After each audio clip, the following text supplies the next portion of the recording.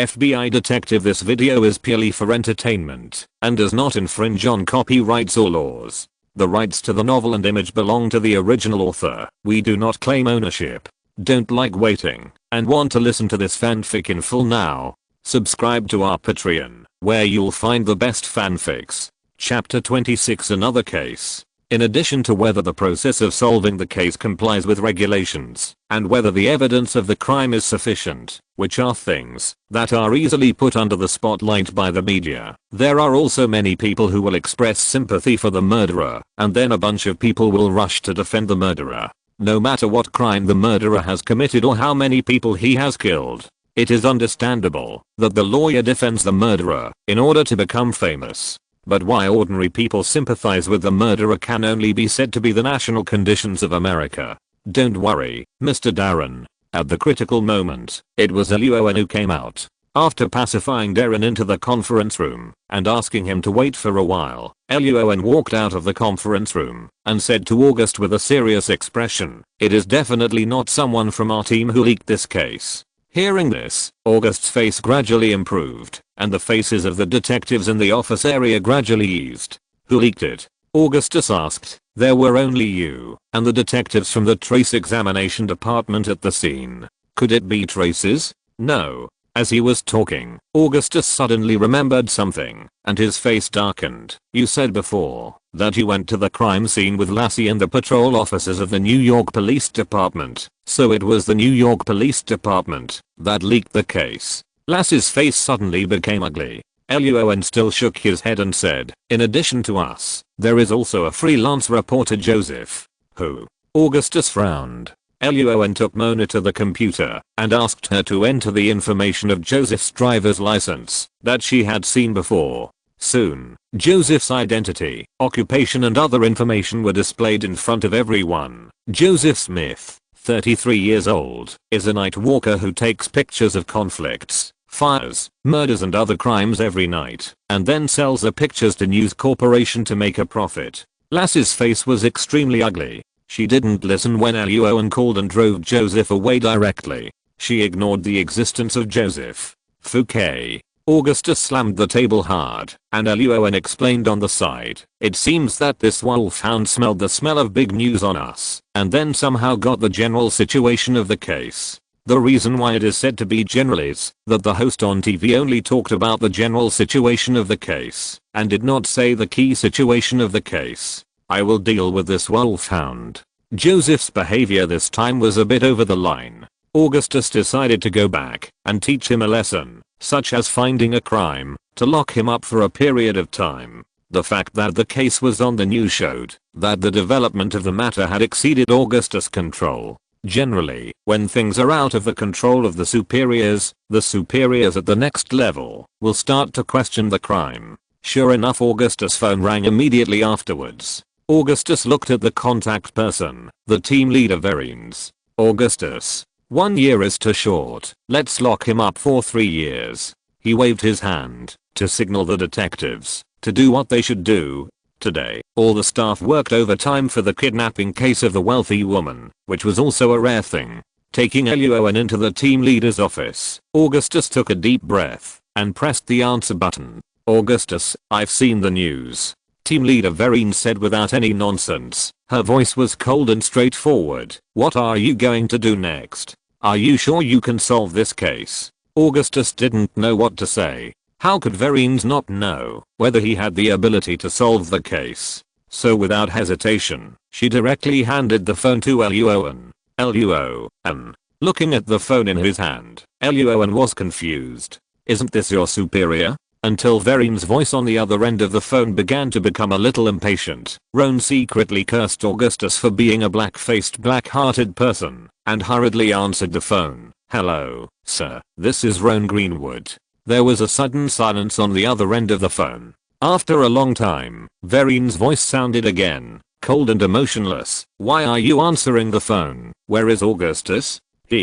Looking at Augustus sitting in the chair behind the desk and shaking his hands, Roan immediately replied, "He waved at me and wouldn't let me give him the phone." "Augustus." "Huh." Verines on the other end of the phone snorted coldly. Knowing Augustus' temper, she stopped talking nonsense and asked directly, "This case has been on the news. My superiors have ordered me to hold a press conference tomorrow morning. Once the press conference is held, the time to solve the case is limited to 24 hours. So this case must be solved within 24 hours, and the murderer must be caught.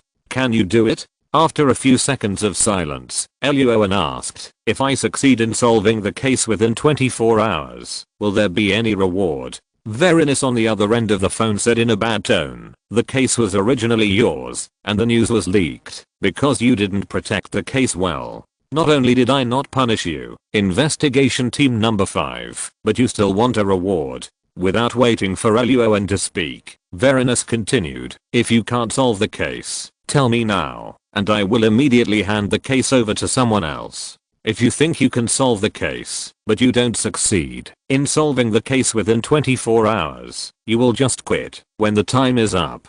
Even for the reward money." After rescuing the rich woman, Luo An couldn't quit. Thinking of the speculation before, Luo An, who had some clues, was ready to agree, but at this moment, Augustus suddenly came over and snatched the phone. Luo An. After snatching the phone, Augustus's expression was very solemn. "Sir, is Bruce An back from the Washington headquarters?" Hearing Augustus' voice, Verinus wanted to mock him a few words, but after hearing the content of the other party's words, the other end of the phone suddenly became quiet. She understood what Augustus meant. The call was hung up immediately. Luo An looked at Augustus with some doubts. Augustus's face looked as ugly as black coffee without sugar. In connection with what the other party had just said, Luo An seemed to understand something. After a while, Augustus's cell phone rang. After pressing the answer button, Verinus's voice came from the other end. 1 hour before the TV news appeared, Bruce was promoted to team leader at the headquarters.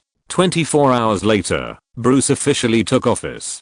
The tone was so cold that people shuddered when they heard it. Augustus showed an expression on his face. Luo An, who was standing aside, nodded thoughtfully. The 13 investigation teams of the New York branch had already been divided up by Verinus and other 4 team leaders. There was no team left for the newly promoted team leader Bruce. Bruce obviously knew what he would face in the future. In order to ensure that he would not become a mere figurehead and that he had someone available, he decisively chose to take the initiative and pointed the finger at Verinus, the team leader of the 5 investigation teams under him. This kidnapping case was upgraded to a serial murder case. Now it seems that it was most likely leaked to the media by Bruce. Joseph, the night walker, is just a tool. Luo An had some doubts before. Joseph is a reporter wandering on the streets. It is impossible for him not to know the consequences of offending the FBI. Did he really give up his life to expose this case to the media just to make money? Now seeing Bruce hidden behind the scenes, everything finally made sense. "I have been busy with something these 2 days, so the update is a bit late. I'm very sorry. I will try to resume the update at noon from tomorrow and the day after tomorrow. Thank you for your support. Finally, please recommend. Please recommend. Please collect.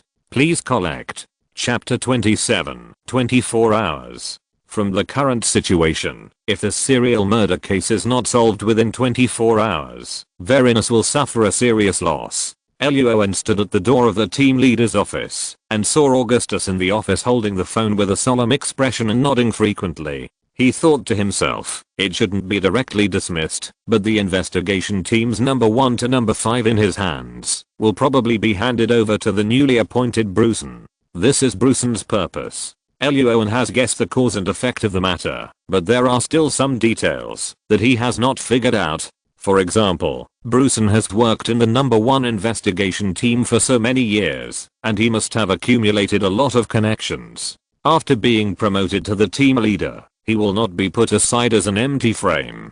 There will definitely be an investigation team assigned to him. In this case, why is Bruce An so eager to attack Verinus? In order to attack him in the future and avenge the kick he kicked his nephew? The moment this idea came out, Luo An threw it into the trash can. It's impossible. Just a nephew, not that valuable. During the chat, Lassie once told Luo An that she felt that Bruce was more like a politician than a team leader. In the eyes of American politicians, everything can be traded. What else is the reason? Luo An touched his chin and thought carefully. Could it be that Bruce and Verinus had a grudge in the past? Thinking of this, Luo An's eyes lit up. It should be like this. Otherwise, why didn't Bruce target other team leaders and only focus on Verinus? It's just a serial murder case, but it turned into a high-level game. Luo An was a little speechless, but then he thought about it. Could he get some benefits from this matter? Verinus is the team leader. It's impossible for her to solve the case personally. Luo An lowered his head to think. The more he thought about it, the brighter his eyes became, and the more he felt that this matter had great potential. If Verinus wanted to solve the case, she had to choose one of the 5 investigation teams. The number 2, 3, and 4 investigation teams usually had a general rate of solving cases. It was simply too much for them to solve such a difficult case as a serial murder case within the specified time. Investigation team number 1 is the hometown of Browsen. Verines will definitely not hand over the case to them, otherwise she would be sticking her neck to the knife-wielding criminal. Then the only one left is investigation team number 5. Moreover, the case itself was caused by investigation team number 5, so it is not appropriate to throw the blame on others. And investigation team number 5 can solve the case, and only Luo An can solve the case. Luo An, come in. Just as he lowered his head and pondered what to do next, the door of the team leader's office suddenly opened, and Augustus called him in. Sitting on the chair, Augustus's face was very serious, and the wrinkles on his forehead seemed to be able to pinch flies to death.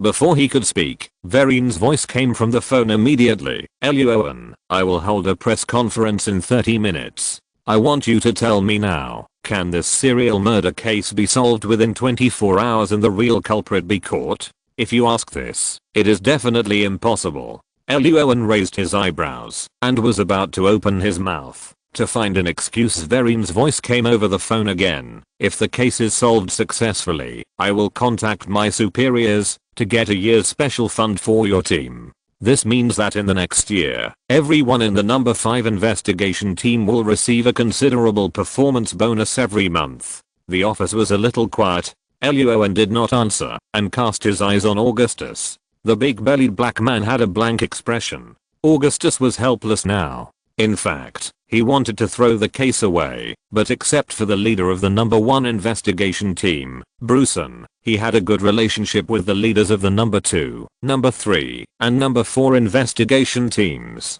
He did not want to ruin his relationship in the future because of this case. As for the choice of solving the case, the number 5 investigation team had just been established not long ago, and he knew the abilities of everyone in the team very well. The only person who could be counted on to solve the case was Luo An. But after solving the serial murder case within 24 hours, Augustus had already begun to think about how to make himself, Luo An, Lassie and others be punished less severely after the failure of this case. Roan didn't know what Augustus was thinking, but he saw his expressionless face and thought that Augustus was dissatisfied with Verine's arrangement. He hesitated for a moment and wanted to speak. Verine's voice came from the phone again. At the press conference in 30 minutes, I will issue a wanted order for the serial killer with a reward of $100,000. $100,000? Thinking of some clues in his mind, Roan's eyes sparkled, and he promised with justice, don't worry, sir, I will definitely catch the real murderer within the specified time. Augustus. On the other side, on the road from Washington to New York, a dark car was driving fast under the bright street lights. After reading the information in his hand, Brunson, who was wearing a black suit, raised his mouth slightly, looked up and smiled at the driver. Matthews, you did a good job on this.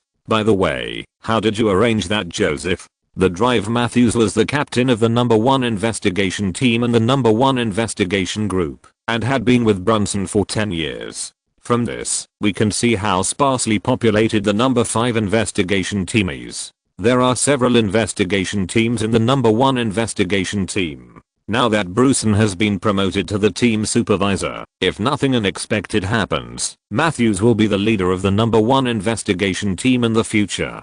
Hearing Luo An's words, Matthews smiled and replied that Joseph is a street reporter. He was beaten a lot because of secretly filming news. so I promised him that after he finishes this matter, I will give him a temporary agent status for 1 year. It's just a temporary agent. If something goes wrong, he will no longer be an agent, and it has nothing to do with the FBI. And because of the content of the work, it is normal for him to disappear sometimes. Good.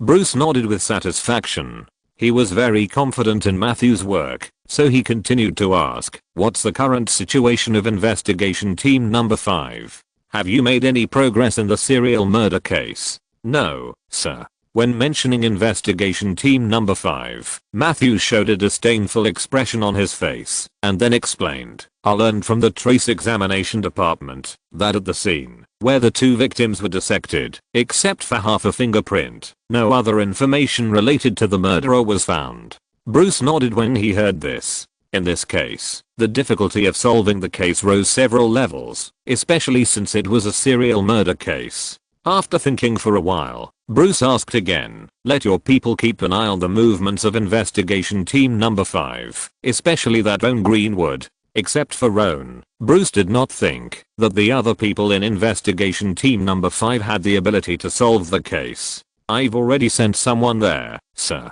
I'll know if the other party makes any move. Matthew showed confidence that he had everything under control and said, as long as I'm here, this case will definitely not be solved within 24 hours. Very good.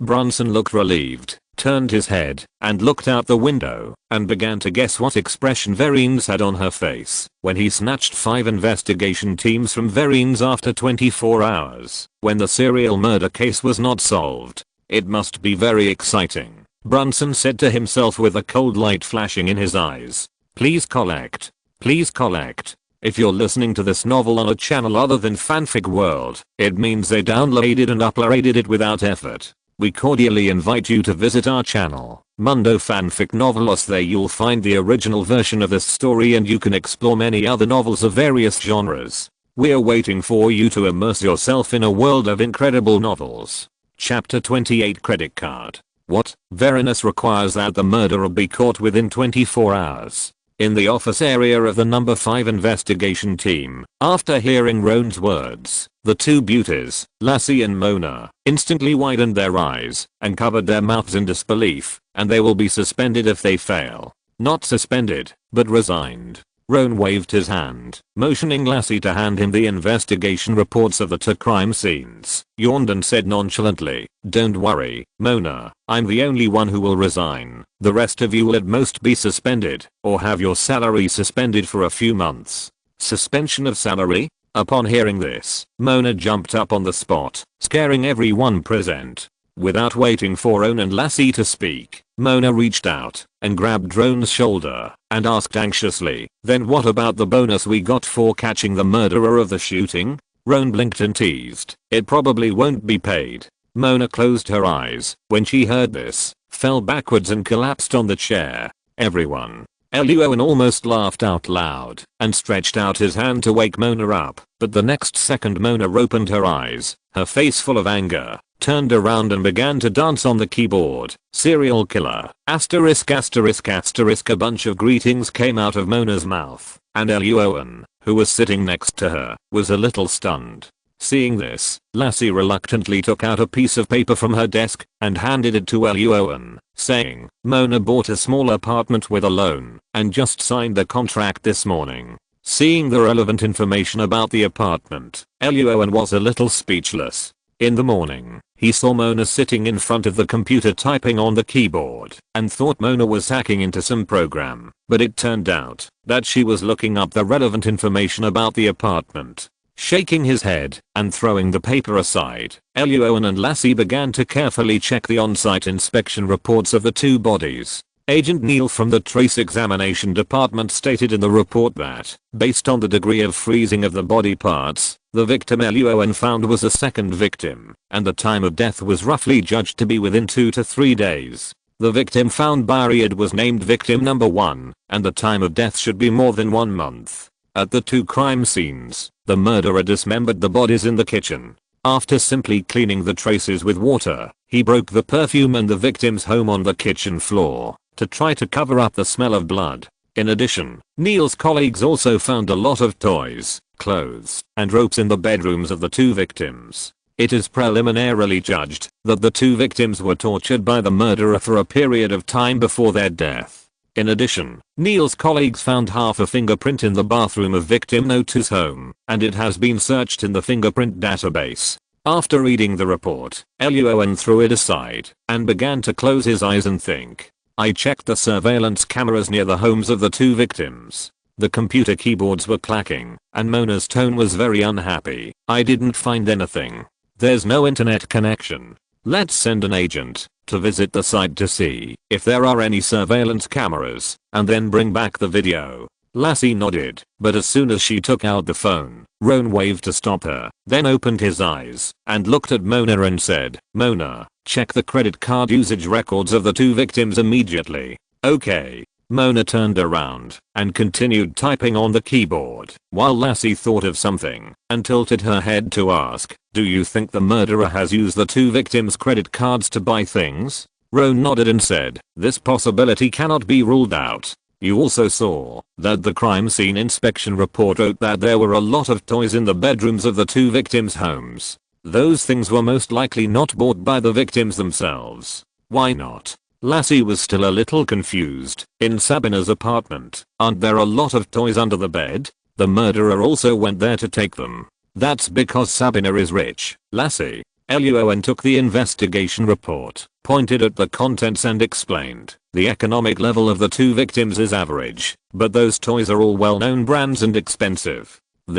Lassie was speechless. She wanted to say that it was normal for women to treat her well, but some of the toys in the photos were priced at nearly 4 figures. She opened her mouth, but couldn't say it. Found it. The keyboard tapping sound suddenly stopped, and Mona pointed to the data on the computer and said excitedly, during the period when the victims mentioned in the investigation report were imprisoned, the credit card showed that someone had used it to buy many toys. Lassie put her head close to the computer and saw the consumption record of the credit card to buy toys. She sighed that Luo An's brain was really quick. When she turned around, she found that Luo An walked towards the meeting room. In the meeting room, Augustus was comforting the emotional Mr. Darren.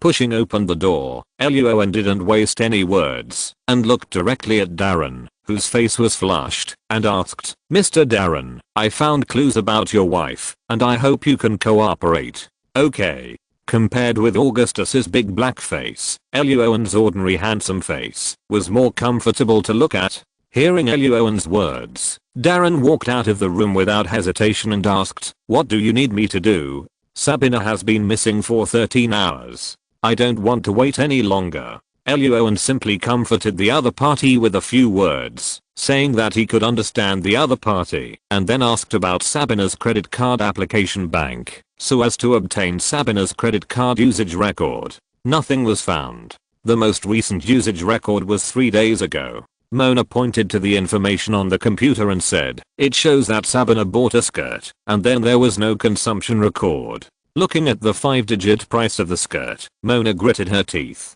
Augustus and Darren, who had learned the cause and effect from Lassie, looked unhappy after hearing Mona's words. Turning to look at Luo An, they found that Luo An had an expression of as expected. The two of them immediately felt relieved. It goes without saying that Augustus was relieved because he knew Luo An's ability. But Darren's reason for being relieved was a bit complicated. From being questioned by Luo An at the beginning, being arrested by Luo An, being locked up in the interrogation room, to learning about his wife Sabina's wonderful private life from Luo An, and finally having to ask Luo An to find his wife. Maybe this is the CPU. Seeing that everyone's eyes were on him, Luo An's mouth twitched, and he pulled Darren into the meeting room and whispered, Mr. Darren, I now suspect that your wife has a credit card that you don't know about. I hope you can call the bank you suspect immediately to ask for information about the credit card. Darren. How many times? How much did his wife Sabina hide from him? Thinking about it, he also hid something. Darren took a deep breath, suppressed his inner restlessness, and said in a somewhat stiff tone, give me a few minutes, thank you. Okay. Luo An nodded, turned and walked out of the meeting room, and found that Augustus and others all looked up at the TV at the front of the meeting room. The press conference of the team leader Verines officially began. Please recommend. Please recommend. Chapter 29 New Clues. The conference was held in a conference room on the first floor of the Jacob Federal Building. In the brightly lit room, a bunch of reporters holding papers and pens, carrying cameras, stared at Vereen's standing in front of the conference room. Vereen's was wearing a professional suit today, with long pants that made her waist look very high, and a white shirt that made her waist look very slender. Not only that, Vereen's also put on a little light makeup.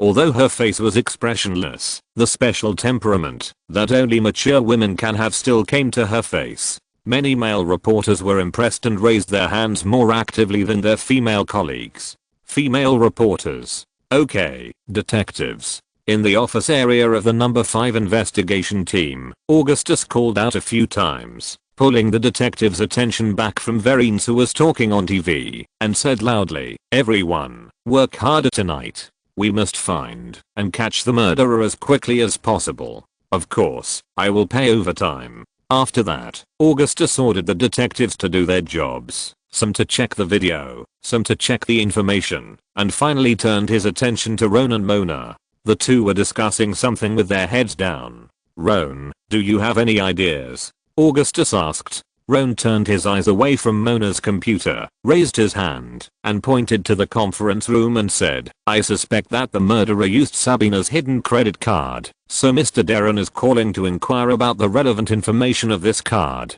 Augustus was thoughtful, and just as he was about to speak, his cell phone suddenly rang. "Hello, this is Augustus." After hanging up the phone, Augustus's face darkened even more, and he said to Luo An and others, "It's the call from the fingerprint database. The fingerprint found in the bathroom at the crime scene failed to be compared, and the owner of that fingerprint cannot be found in the fingerprint database." Mona's face fell instantly, and Lass's face was not very good either. This situation is normal. After all, only people who have committed crimes will be required to enter fingerprints, and it is impossible to find the fingerprints of normal people in the fingerprint database. Augustus and Mona also know this fact, but before the final result comes out, who doesn't have some expectations?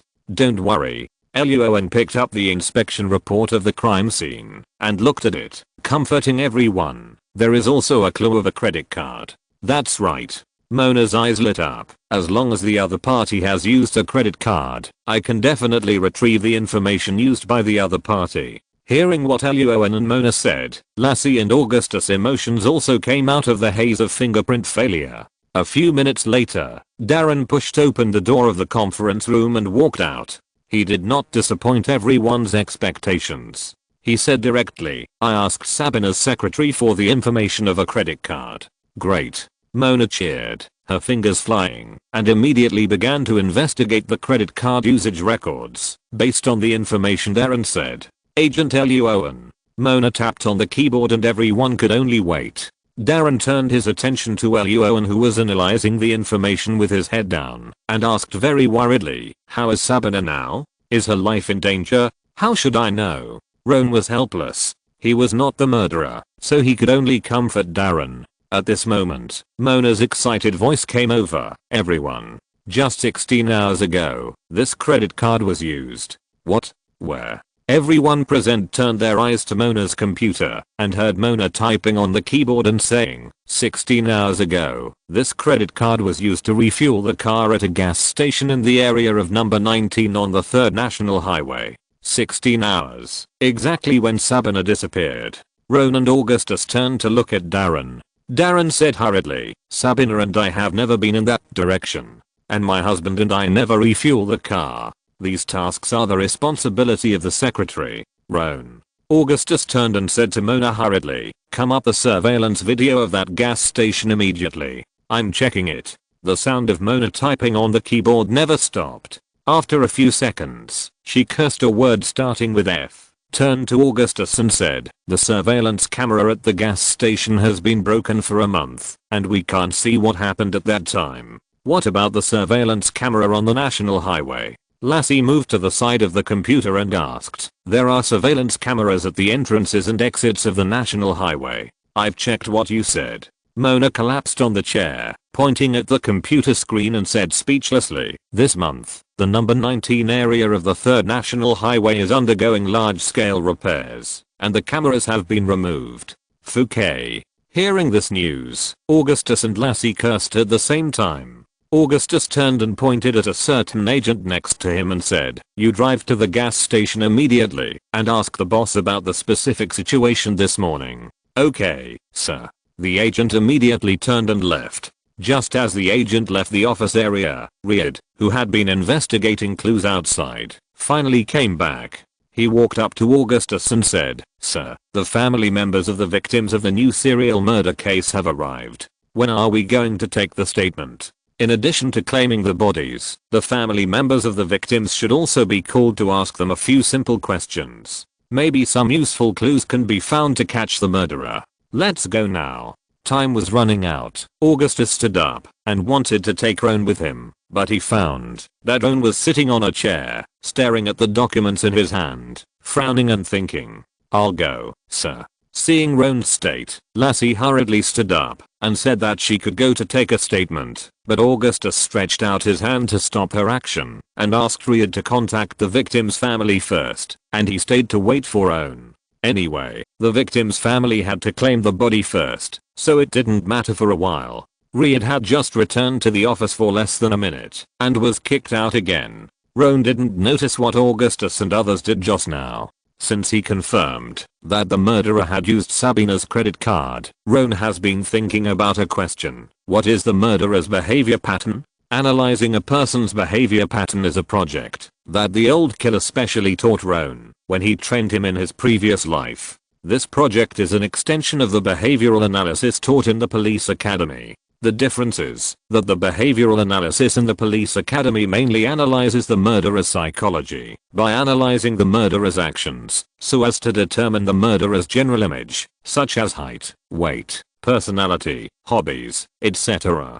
Finally, these clues are used to narrow the scope of the murderer and catch the murderer. But the old killer taught Luo An to analyze other people's behavior patterns, mainly to let him analyze the target person's habitual behavior, inertial thinking, small movements, and subconscious movements, in order to find the moment when the target person is most relaxed, or the most suitable place to take action, complete a one-shot kill. Many principles in the world are interlinked. The behavioral analysis used to find the timing to attack the target person can actually analyze the murderer's behavioral inertia. If you think about it from another angle, a person's behavioral inertia is usually subconscious behavior, and subconscious behavior is usually difficult to change. Please collect. Please collect. Chapter 30 Use of Toys. Roan, what do you think? Hearing Augustus' voice, Roan stopped thinking in his mind, looked up and found that Mona, Lassie and others were looking at him. He no longer hesitated and directly said his analysis. "This is it." Roan signaled Lassie to take Mr. Darren to the conference room to rest first, and the following words were not suitable for the other party to hear. Putting the crime scene report and the brief information of the two victims on the table, Roan said, "First of all, the murderer's habit is to use toys to torture the other party for a period of time after kidnapping women. This can be seen from the use of toys at the crime scene." Augustus and Mona took the crime scene report, which showed that the toys all had signs of use, and some were broken, and they must have been used for a long time. Lassie returned to her seat, and Augustus and Mona nodded in agreement with her opinion. Roan continued, "So based on this inference, Sabina's life will not be in danger in the short term after being kidnapped, because judging from the use of toys in the previous times, the victim was tortured for at least 5 days. Isn't that too arbitrary?" Augustus frowned and asked. This possibility was very high before the news was reported,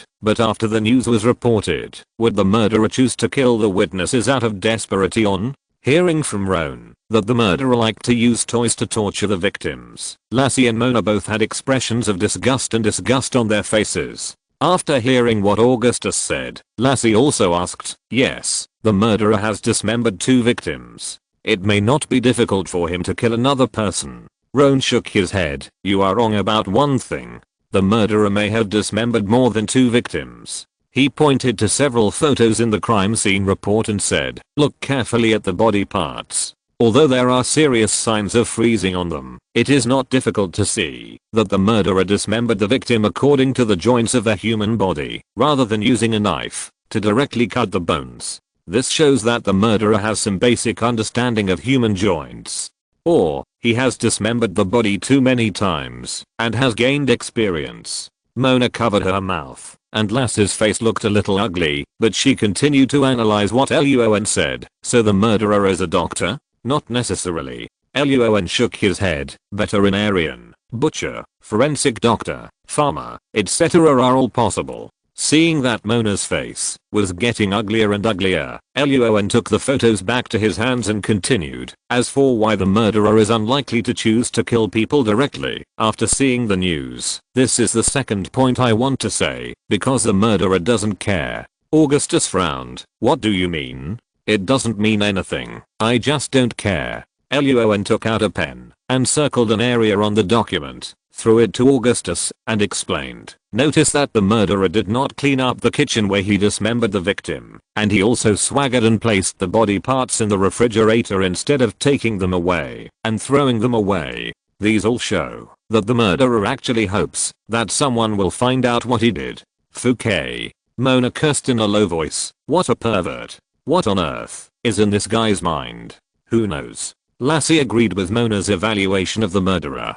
This is a pervert and a lunatic. Augustus also agreed with Lassie and the others' evaluation of the murderer, and continued to analyze along with Roan's words. From this point of view, the murderer is very arrogant, so even if he sees the news, he will not kill Sabina in the short term, because he does not think we can find him, right? Roan nodded and gave Augustus a teachable look. Yes, your analysis is correct. Augustus proudly puffed up his chest. It seems that his brain is not slow, and he is still very talented in solving cases. Wait, who is the captain here? Before Augustus could get angry, Mona and Lassie looked at each other and asked a question. But what's the point of analyzing these things? The fingerprint comparison failed. We don't know who the murderer is, or where he is hiding. Augustus turned his gaze back to Roan. He believed that Roan must have some ideas. Not disappointing Augustus's enthusiastic eyes, Roan explained while looking down at the report in his hand. You are right. What I said just now was just to make sure that Sabina is not in danger of life for the time being. The next analysis is related to the whereabouts of the murderer. The meaning of the words was simple, and the big thing was still to come. Mona and Lassie sat up straight after hearing this, and Augustus also increased his attention. First point. Luo An took out the photos of 2 credit cards found at the crime scene, placed them next to Mona's computer, and said with a serious face, the murderer always uses the victim's credit card to buy toys. Mona also found out that Sabina's credit card has been used. This is a habitual behavior of the murderer. The three nodded in unison. The evidence was conclusive and Luo An's analysis was correct. The second point. Roan took out the vehicle usage records of the 2 victims and placed them next to Mona's computer again. After the murderer kidnapped the first victim, he used the first victim's car to buy toys. After kidnapping the second victim, he used the second victim's car to buy toys. At the same time, when the murderer went to Sabina's apartment to steal toys and clothes, he drove the second victim's car. Hearing Roan's analysis, Augustus' eyes flashed, and then said, but the second victim's car was left in the garage, and the report showed that they did not find any clues in the car. Mona was dizzy, and did not react.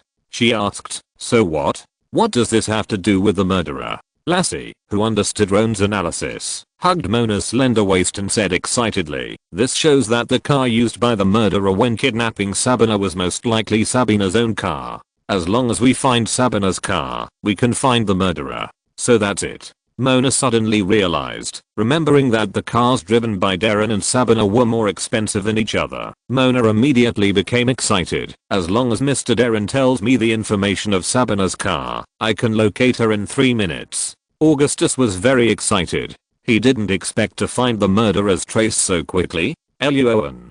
Seeing the few people who were inexplicably excited, Luo An coughed twice to attract their attention, spread his hands and said, did you forget one thing? We have investigated the cars in Sabina and Darren's villas before, and there is nothing missing.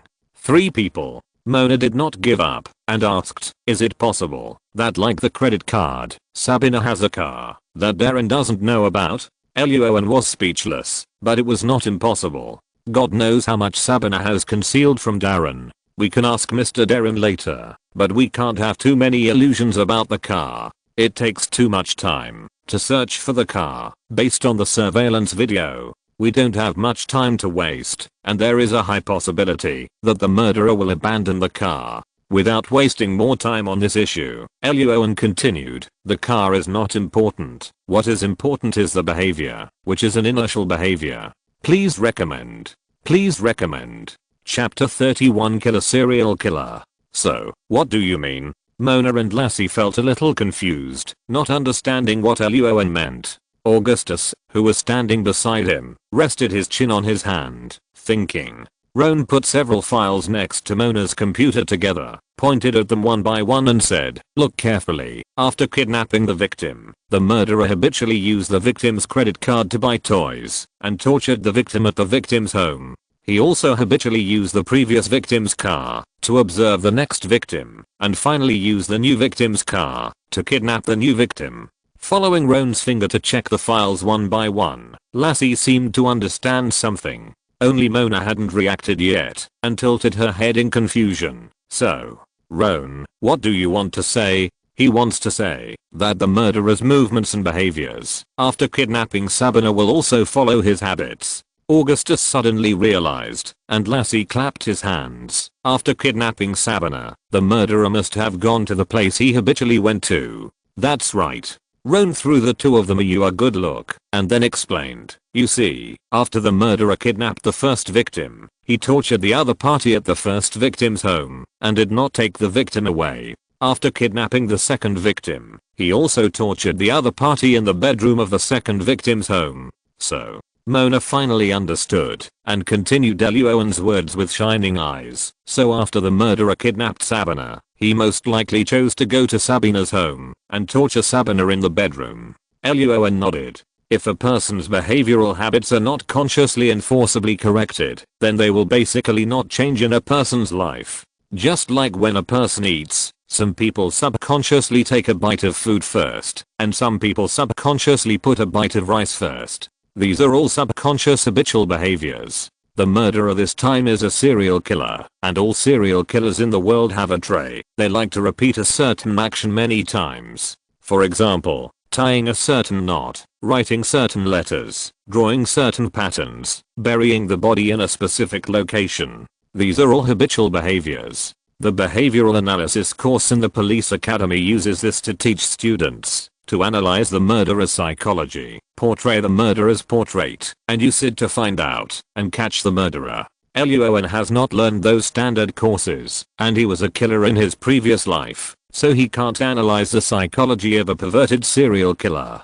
A killer who gets paid to do something is completely different from a serial killer who kills people everywhere. But Roan can find the killer's habitual movements and speculate what the killer will do next and how he will act. Use this to catch the killer. After the analysis, Lassie went to the conference room and brought Mr. Darren out. Augustus said directly, Mr. Darren, call your home phone immediately and ask if there is anything unusual there. The villa where Sabina disappeared in Greenwich District was just a place for honeymoon.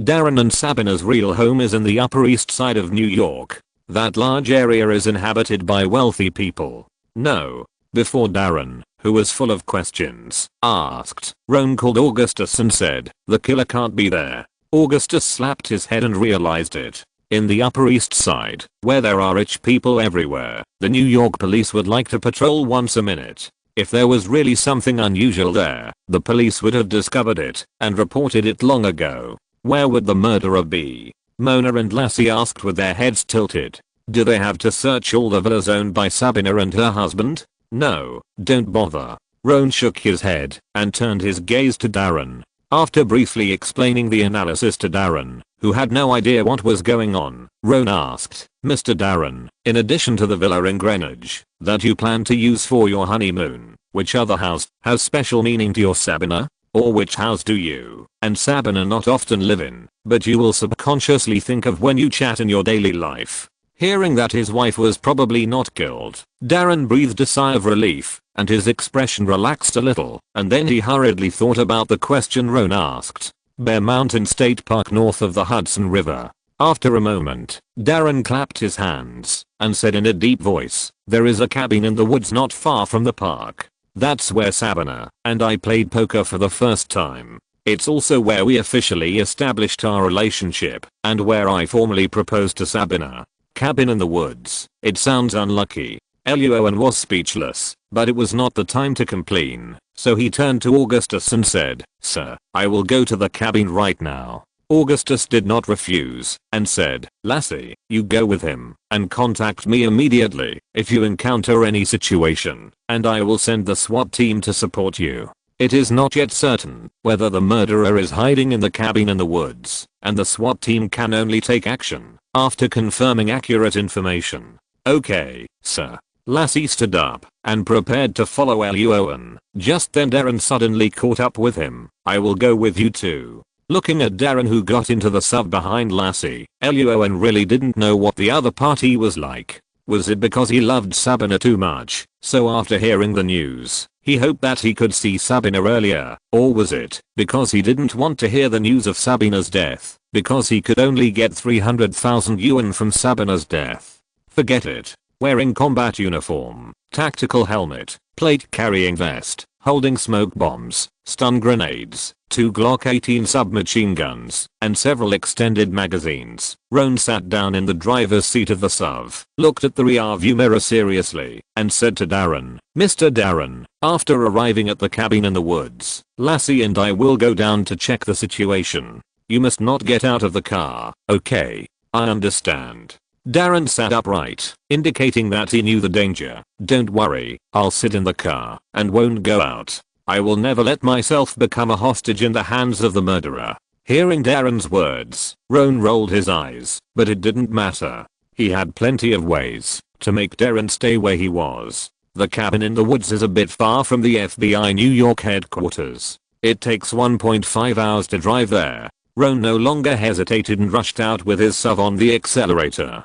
When she heard Mona's instructions to her in the office, Lassie, who was sitting in the passenger seat, was a little unconvinced. It's not like she had never ridden in a car driven by Roan before, and she felt that his driving skills were average, not as terrible as Mona said. But now, seeing the street lights on both sides of the road receding, Lassie took a breath of cold air, silently fastened her seatbelt, and saw Darren with a pale face. After hesitating for a moment, she tilted her head and asked, "Roan, there's still time. How about you drive slower?" Roan gave her a meaningful look. "Don't worry, although I drive fast, I'm also very stable." The next second, the dark SUV rushed straight to the intersection full of parked vehicles waiting for the traffic light like a black lightning. Please collect. Please collect. Chapter 32. It's impossible to find the murderer so quickly. On the other side, when the SUV left the parking lot of the FBI New York branch, a white young man in a suit and glasses walked out from behind the car. "Sir, it's me, Jock." The white young man took out his mobile phone and dialed a number. After a few seconds, the other party answered the call. He hurriedly said, "Roan, who I'm responsible for monitoring, has left the headquarters with Agent Lacey and Mr. Darren. What should we do next?" The person on the other end of the phone was Matthews. At this time, he was attending a small cocktail party hosted by Brunson. After hearing what his subordinate Jock said, he put down the wine in his hand, looked at Brunson, who was giving a speech, and said calmly, "Follow Roan immediately." "Okay, sir." Jock nodded, but then suddenly thought of something, hesitated for a few seconds and asked, "What about the reporters in the previous plan?" "Sir, should we notify them?" Not long ago, Brunson sent Matthews to secretly tell Joseph about some of the serial murder cases and asked Joseph to send them to the TV station. Matthews felt that waiting for Vereen's for 24 hours without solving the case was not a safe plan. So Matthews contacted some reporters and prepared to let them follow the footsteps of the number 5 investigation team and show the failed investigation process of the number 5 investigation team to the audience in front of the TV. Matthews did not tell Bruce about this matter. He planned to give Bruce a surprise. Hearing his subordinate's questions, Matthews immediately replied, "Notify. Why not notify? Do you think Luo An and his team can find the murderer?" Of course not, sir. Jock opened the car door and sat in the driver's seat, laughing. This is a serial murder case. It's less than an hour before the press conference ends. Luo An and his team don't have God's help.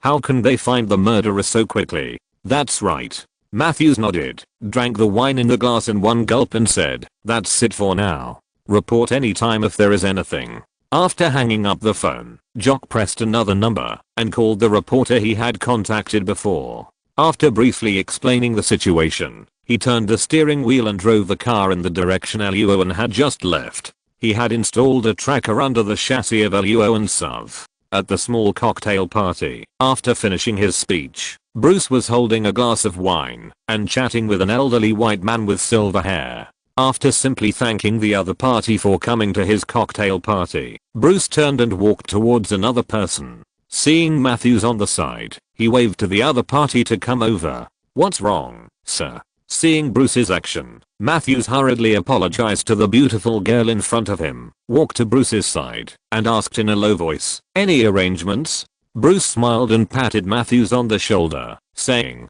don't be nervous, I just saw you were on the phone just now. Did something happen? Matthews was relieved to hear this and smiled. It's not a big deal. My men just told me that Ron Greenwood of the number 5 investigation team went out to find clues, and he is going to catch up with the other party. I'll leave this to you.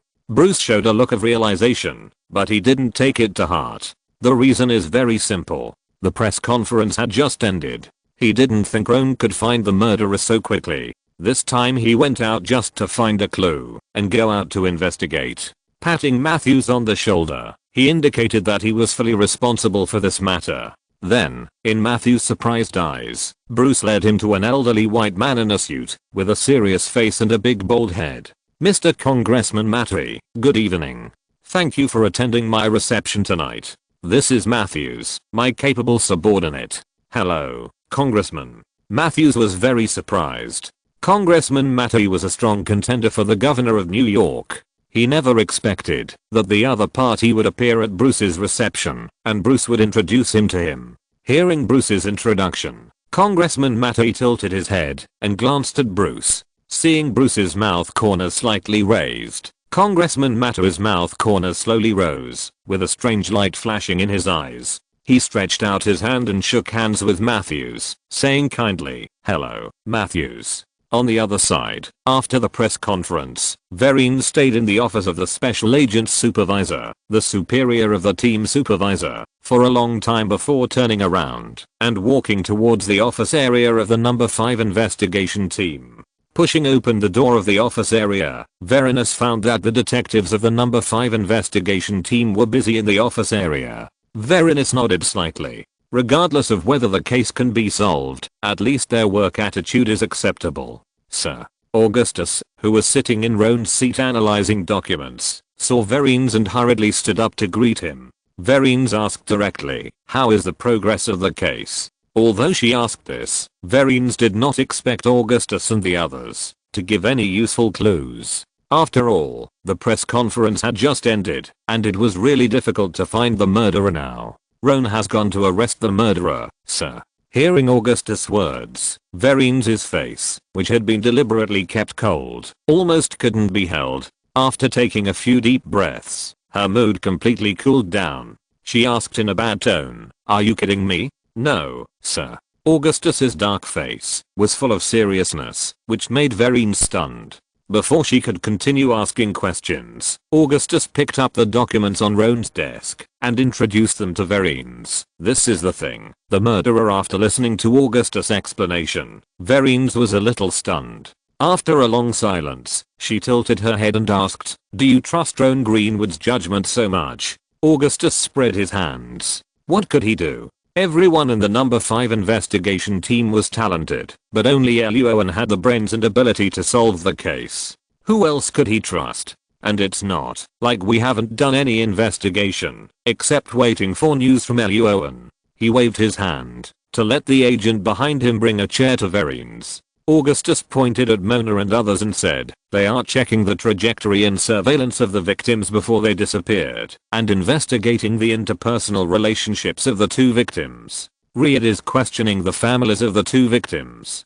The agents of the number 5 investigation team have done all the investigations in the several directions of solving the case. Verines was silent for a moment, then stood up and walked to August's team leader's office. If there is any news from Luo An, tell me immediately. Okay. After entering the office, Verines locked the door and took out her mobile phone to make a few calls. Bruson was obviously well prepared this time, but Verines herself had worked hard in the FBI for so many years to climb to the position of team leader as a woman. She could not be defeated by Bruson this time. Good evening, I'm Verines. On the other side, seeing that the intersection ahead was firmly blocked by a bunch of cars, but the SUV was still accelerating crazily without restraint, Lassie and Darren were both pale. Shit. It's going to crash. Are you crazy, Roan? Step on the brakes. Move your legs. Please recommend. Please recommend. Chapter 33, 15-hour drive. Hearing Lassie asking him to move his legs, Roan blinked, moved his legs, and stepped on the accelerator to the bottom. When he was about to reach the intersection, Roan turned the steering wheel sharply, and a burst of burnt black smoke rose from the ground. With Darren's screams, the dark SUV bypassed the waiting cars at the intersection in a strange arc, drove into the center of the intersection, and rushed to the left. Lassie, who was sitting in the passenger seat, gritted her teeth and tried not to scream, but was driven by the centrifugal force of the drifting car and sat on Roan's right leg. Then Lassie was horrified to find that Roan did not release his foot from the accelerator at all. Roan, you. Before Lassie could finish her words, Roan had already found the best route. He threw Lassie back to the passenger seat, held the steering wheel with both hands, and shouted, "Attention, passengers, I'm going to speed up. WTF. Shit, isn't this already the fastest speed?" Darren's throat was dry, and he had difficulty breathing. Lassie's face was pale. Roan looked down at the pointer of the speedometer. Since it hadn't reached the end, it was not the fastest speed. Without hesitation, Roan shifted gears with his right hand and stepped into the fuel tank. With the restless roar of the engine, the SUV shot out like an arrow from a string, rushing straight into the distant future. At the same time, Agent Jock sat in the car, holding the steering wheel, looking at the dark ruts on the ground, and then looking at the congested intersection in front of him. His expression was dull, and he was a little skeptical about life. Suddenly, Jock's cell phone rang. After he pressed the answer button, an anxious female voice came from the other end. "Agent Jock, is the license plate number of the agent you mentioned asterisk asterisk asterisk?" "Yes." Jock nodded. He remembered who the other party was.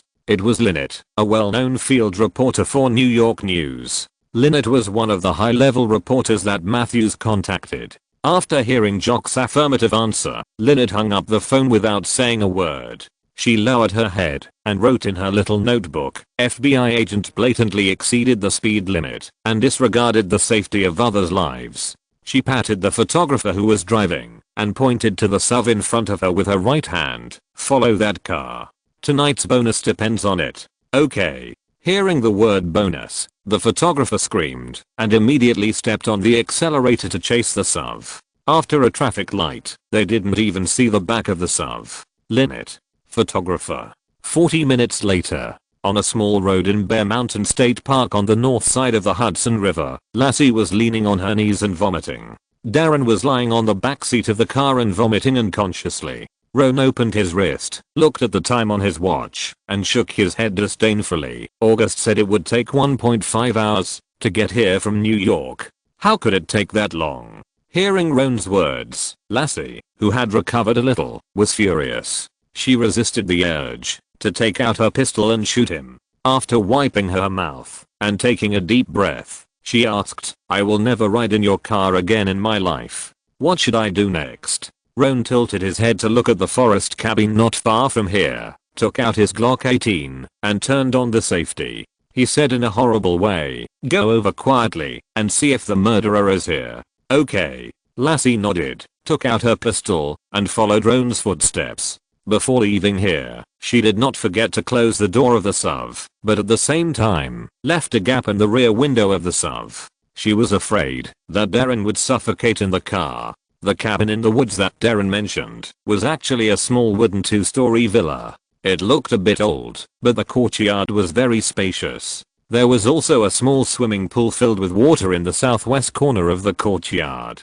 Luo An simply glanced around and found no cameras. He gestured to Lassie, and the two of them quietly climbed into the courtyard. Entering the courtyard, a taxi that can be seen everywhere on New York Street was parked in the villa garage. The taxi door was not closed, and a red lady's handbag was tilted on the back seat of the car. Lassie saw this, and her eyes flashed. She whispered to Luo An, "It's Sabina's bag." When looking through Sabina's information, Mona had discussed the style of this bag with her for a long time, and Lassie was very impressed by it. Luo An whispered to Lassie, "It seems that we are not in the wrong place. The murderer should be here." Lassie was a little excited. She didn't expect that they would find the murderer so quickly. She bent down and was about to walk into the villa through the garage, but Luo An suddenly stretched out his hand to stop her. Lassie was puzzled. Luo An's nose twitched. He stood there and carefully observed the taxi. He found that the gas cap of the taxi had disappeared. Following Luo An's guidance, Lassie also saw the missing gas cap. Just as she was about to open her mouth to express her doubts, Luo An suddenly jumped up and pressed her to the ground. Bang, bang, bang. The taxi took these bullets for Luo An and Lassie. Before the two could speak, several more bullets hit the door of the garage in the villa. Luo An did not hesitate. He took out a stun grenade from his waist and threw it in the direction of the gunshot. Boom. The dazzling light and the deafening noise sounded at the same time. Luo An, who was ready for protection, stood up the moment the sound ended and rushed straight to the door connecting the garage and the villa, but did not find the enemy. FBI.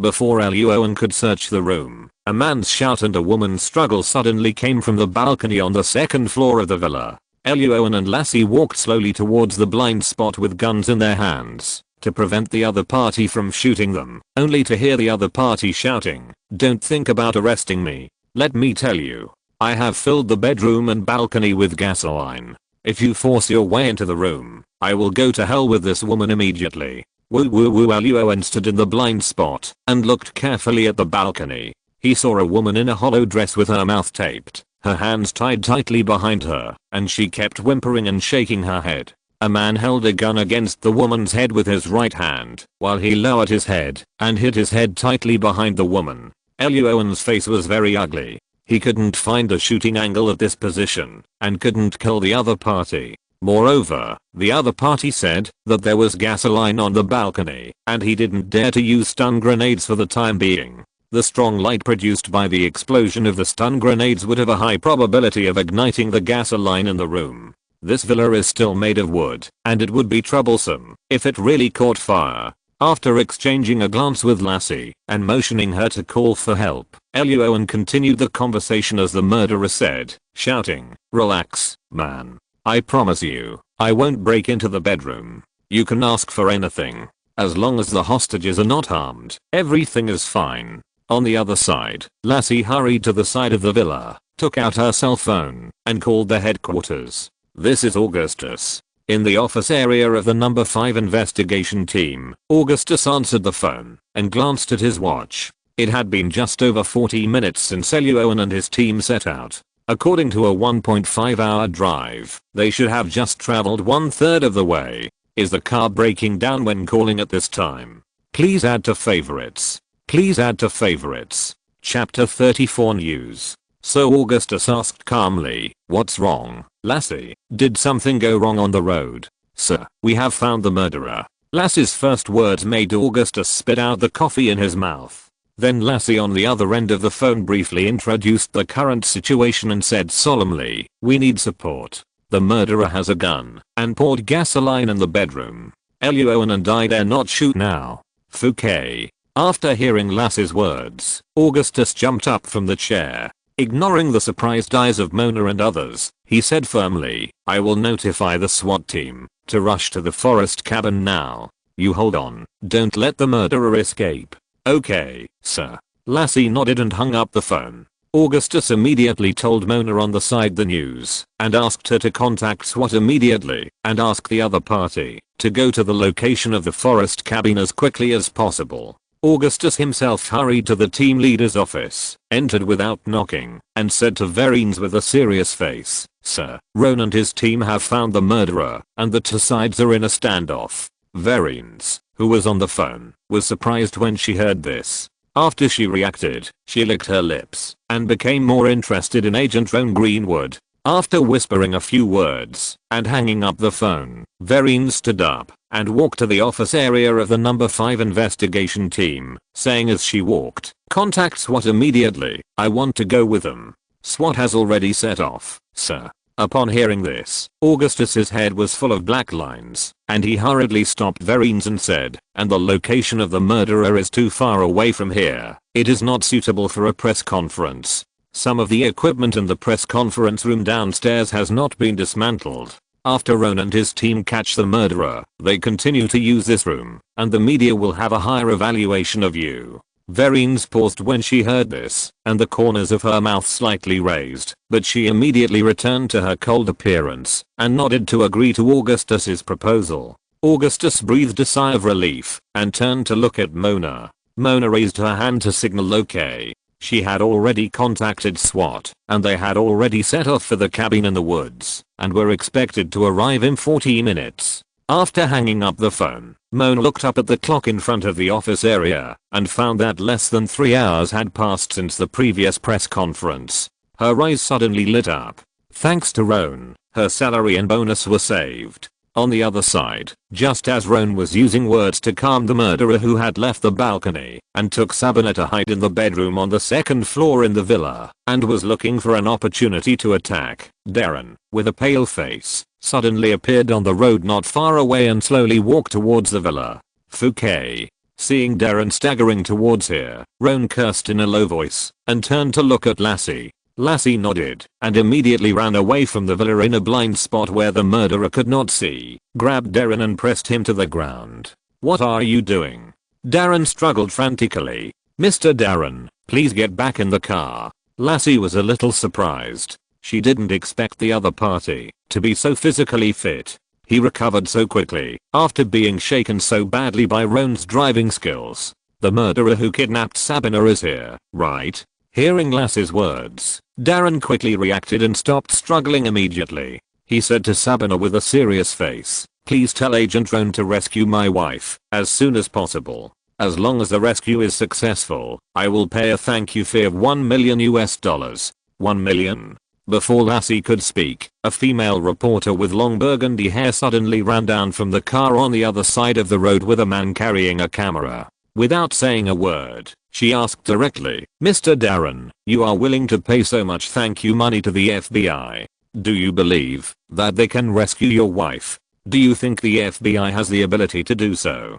WTF? Who are you?" Lassie and Darren turned their heads and looked at the woman who suddenly appeared in confusion, not knowing where she came from. The person who came was reporter Lynette. After being thrown away by Roan Suv, she used both coercion and bribery to get the location information of Roan Suv from Jock and arrived at the road near the forest cabin before other reporters arrived. As soon as she arrived here, Lynette heard the word 1 million from Darren's mouth. She was extremely sensitive to news and ran to Darren and Lassie without saying a word and asked the same question. Not only that, before Darren and Lassie could react, the sharp-eyed Lynette saw Roan negotiating with the murderer in the villa. Her eyes suddenly lit up, and she turned around and gave the cameraman a look. As Lynette's partner for many years, the cameraman had a lot of on-the-spot experience. After taking out his cell phone and pressing a number, he simply said a few words, opened the front cover of the camera, and said calmly, "The live broadcast will start soon. 3, 2, 1. Start. Good evening, everyone. This is Lynette's outdoor reporter. There is a breaking news at my location." From Lynette getting off the car to asking questions to starting the live news broadcast, the whole process was smooth and took less than 30 seconds, leaving Lassie no time to react. When Lassie reacted and was about to stop Lynette from broadcasting the news, the figure of Roan who was negotiating with the murderer had been shown to thousands of households through the New York News Channel. Could it be that another bank was robbed? It shouldn't be. Banks in New York are robbed every day, so it won't be a breaking news. The audience who hadn't slept in front of the TV were talking about it. After listening to Lynette's introduction and learning that this was a serial murder case and that only more than 3 hours had passed since the press conference on this serial murder case, the audience in front of the TV exploded. It's only been 3 hours and the murderer has been found? This is ridiculous.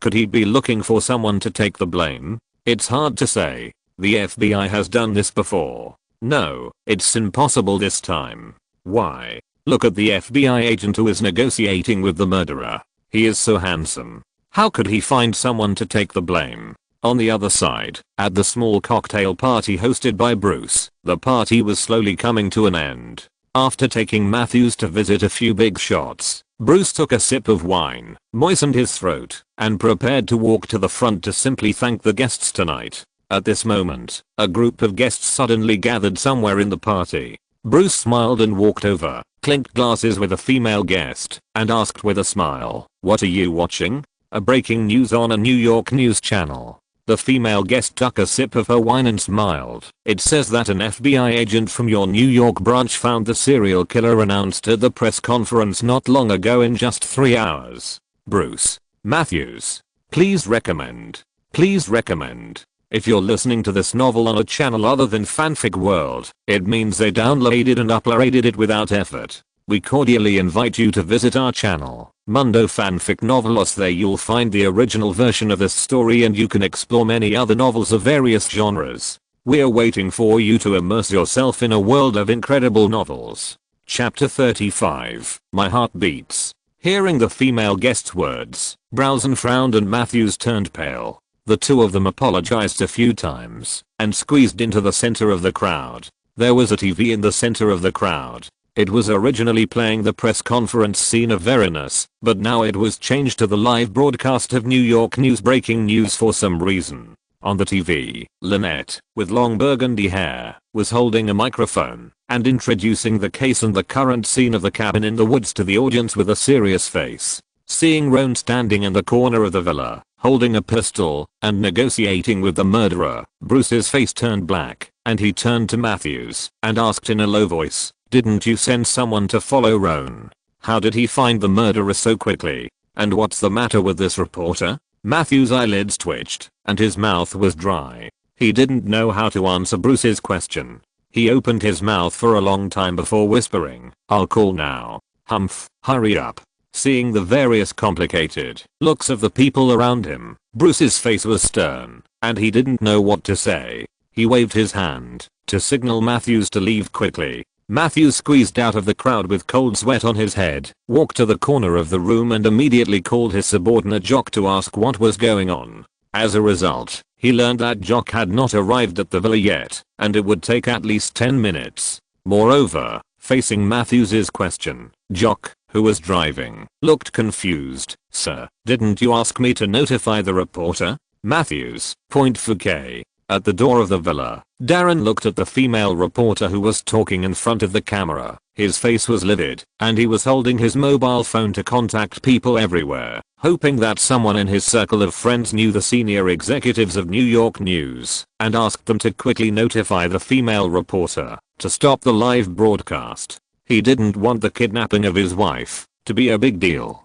Who knows what those people will say about what happened when Sabina was kidnapped. At the same time, Lassie also called Augustus. "What did you say?" Augustus' eyebrows immediately stood up when he heard that there was a reporter broadcasting live at the crime scene. Verens, who was standing next to him, immediately picked up the remote control and turned the TV high in front of the conference room to the New York News Channel. On the TV, Luo An's handsome profile was extremely clear. Shit. Thinking that the murderer might be angered by the reporter and kill the hostage, Augustus' lips trembled with anxiety. He immediately ordered Lassie to interrupt the live broadcast of the TV station, but Verena did not agree and raised her hand to stop Augustus. He tilted his head and looked at Verena with a puzzled look on his face. Interrupting the live broadcast of the reporter at this time will have a very bad impact on the image of our FBI. Augustus' eyes widened immediately. If Roan failed in this mission and failed to rescue the hostage, then Roan's life would be over. Moreover, it would take more than 30 minutes for SWAT to reach the cabin in the woods.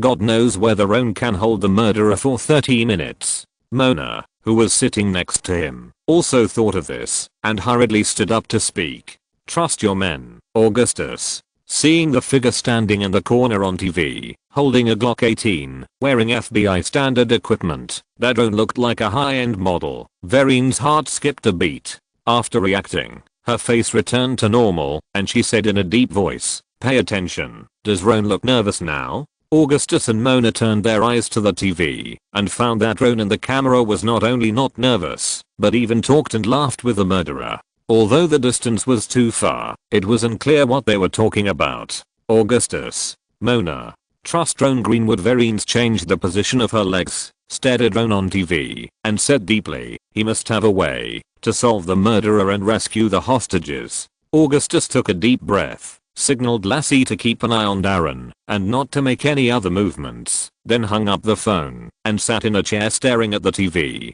Thinking of Roan's behavior when she arrested the murderer last time, Mona hesitated for a moment and sat back in the chair with her teeth clenched. Like everyone else, she stared at Roan on TV. She chose to believe Roan, but thinking of the consequences of the failure of this mission, Mona pondered for a long time and finally took out her mobile phone and found a number that made her look disgusted. Outside the wooden villa, in the corner of the first floor, Roan was holding a Glock 18 and chatting with the murderer Fraser in the bedroom on the second floor. He had already asked the murderer's name. In addition, it was not that Roan didn't want to change direction and go up to the second floor to find a way to arrest Fraser, but Fraser, who was hiding in the bedroom on the second floor, said that if he stopped moving after hearing Roan's voice, he would immediately ignite the gas line and everyone would go to hell together. Okay, Fraser, I won't move. Roan looked around and looked for a place to enter the second floor of the villa from outside while chatting with Fraser. But can you let me hear Sabina's voice? I need to confirm whether she is safe. In his previous life, the old killer had taught Roan how to negotiate with the other party if he failed in the mission and was trapped. Although Luo An's current status is slightly different from that of his previous life, and he has changed from being trapped to being the one trapping others, the general process of negotiation is still the same. They all discuss and negotiate a little bit at a time, and finally find an opportunity to kill the other party when others are not paying attention. Sabina is safe now. Fraser's voice was not as excited as before, and it calmed down a little. After hearing Roan's words, he shouted in the bedroom, as long as you meet my requirements, I will never hurt her. Fraser, I can't just listen to you about Sabina's safety. Roan shook his head, indicating that such words were not credible. I have no other requirements. I just hope you can remove the tape on Sabina's mouth and let her say she is safe. Okay. After a pause of a few seconds, Roan explained, Fraser, believe me, Sabina's safety is a basic requirement for us to continue talking. You don't want us to just break into the bedroom without talking. Hearing Roan's words, the bedroom on the second floor of the villa was silent for a few seconds, and then Fraser agreed. Okay, I agree with you, but I will only let Sabina speak, and I won't let her leave me, understand? No problem. Just let me hear Sabina's voice. These were all minor issues, and Roan agreed to Fraser's request. Swish, there was a sound of tape being peeled off, and a few seconds later, a trembling female voice came from the bedroom on the second floor of the villa. Agent, I'm Sabina. I'm safe now. Okay, Sabina. Hearing Sabina's voice, Roan licked his lips and shouted loudly, please take a deep breath now, and try to calm down. I'm having a good talk with Mr. Fraser now, and we've reached a consensus that neither of us wants you to get hurt. Okay, no problem, Agent. Hearing Roan's words, Sabina's voice was much calmer the second time she replied. Good. Roan breathed a sigh of relief after confirming that the hostage was still safe. But when he turned around and saw that there was no place around him for him to jump to the second floor, his brows furrowed. Please collect. Please collect. Chapter 36 Pen. Okay, Agent, you have confirmed Sabina's safety. Just as Roan was carefully looking at the small balcony outside the second floor of the villa and thinking about how to climb up, Fraser in the bedroom shouted, now, I make my request. I want my dog. Do you understand? I want you to send it here now, immediately. I want to go to hell with it. Otherwise, I will kill Sabina and go to hell with Sabina, understand? Hearing Fraser's request, Roan's head was full of question marks. He really didn't understand the mind of this serial killer, but it was not convenient to ask why now, so Roan shouted, "Okay Fraser, no problem. But you have to tell me where your dog is now. I will contact my colleagues and send it to you immediately, okay? My dog is at home. The address is in Queens, New York." Speaking of his dog, Fraser became inexplicably excited again. "I'll give you half an hour. If I can't see my dog in half an hour, then we will all go to hell together." Hey, don't be nervous. Roan took out his mobile phone, entered the address Fraser said into it, and sent it to Mona, asking them to send someone to find the dog Fraser mentioned immediately, and ask Mona to quickly retrieve Fraser's relevant files, and send them to her, and then comforted Fraser. "I have informed my colleagues of your request. They will find your dog as quickly as possible, and bring it over. Don't worry, okay?" Hearing Fraser's words of agreement coming from the bedroom, Roan slowly breathed a sigh of relief. Office Area of Investigation Team Number 5. After receiving the message from Roan, Mona immediately handed it to Augustus and then began to investigate Fraser's related files at her fastest speed. Ryder, go to the *** area of Queens to find the dog Fraser mentioned and then rush to the Forest Villa as quickly as possible. "No problem, sir." Ryder, who was covered in lumps, immediately turned around and left the office area after hearing Augustus' order. Augustus then turned to look at Mona and asked, "How is it? Have you found Fraser's file?" "Found it." Mona's 10 fingers danced quickly on the keyboard. When she heard Augustus' question, she immediately pressed the space bar and pointed to the text on the computer screen and said, "Andre Fraser, 35 years old, never went to high school, has no family, and moves frequently. He rented the house in Queens 2 years ago. A year ago, Fraser went to the hospital for surgery due to a genital injury. The doctor wanted to sew up his genitals as they were, but Free said that his genitals were lost, so the doctor had to sew up the wound. When the police questioned him afterwards, Fraser said that he was injured because he was careless while cooking, but the doctor wrote in the record that there were teeth marks of large animals on the wound of his genitals and suspected that Fraser's genitals were bitten off by the family dog." Variants. Augustus, outside the villa, seeing the message sent by Mona, Luo An was speechless and didn't know what to say. But then Luo An also figured out why Fraser wanted the dog to come over and wanted to die with it. Just like the eunuchs in ancient times in the East, he wanted to be a complete person after death. It's been so long, that thing might have been pooped by the dog somewhere. Luo An shook his head repeatedly, put the phone in his arms, and continued to chat with Fraser and comfort Fraser while observing the surroundings, preparing to find an opportunity to climb up to the second-floor balcony. He couldn't continue to waste time with Fraser. The longer the time, the more nervous the murderer's mind would be, and the higher the chance of Sabina being injured, and the slimmer the chance of Luo An getting the 1 million thank you money he had been thinking about. Seeing Roan talking and taking action on TV, Bruce's eyes gradually narrowed at the cocktail party. Congressman Matry, who was standing nearby, saw Bruce's expression, raised his glass, and clinked it with him, and asked with a smile, "Based on your experience, can the agent on TV rescue the hostages?" "Impossible, Mr. Congressman." Bruce replied with a strong smile on his face. "There is no place for people to climb outside the villa. The murderer not only does not allow the agent to go upstairs, but also fills a bedroom on the second floor with gasoline. In this case, how can the agent go upstairs to face the murderer is the first problem. Second, even if facing the murderer, the agent dare not shoot for the safety of the hostages, but the murderer still has a gun in his hand. It is impossible to successfully rescue the hostage with only one agent in the video." As he said this, Bruce hoped that Roan would act quickly and thought in his mind about what kind of identity he should use to help Vereen's deal with the mess after Roan's plan failed and the hostages were killed by the murderer.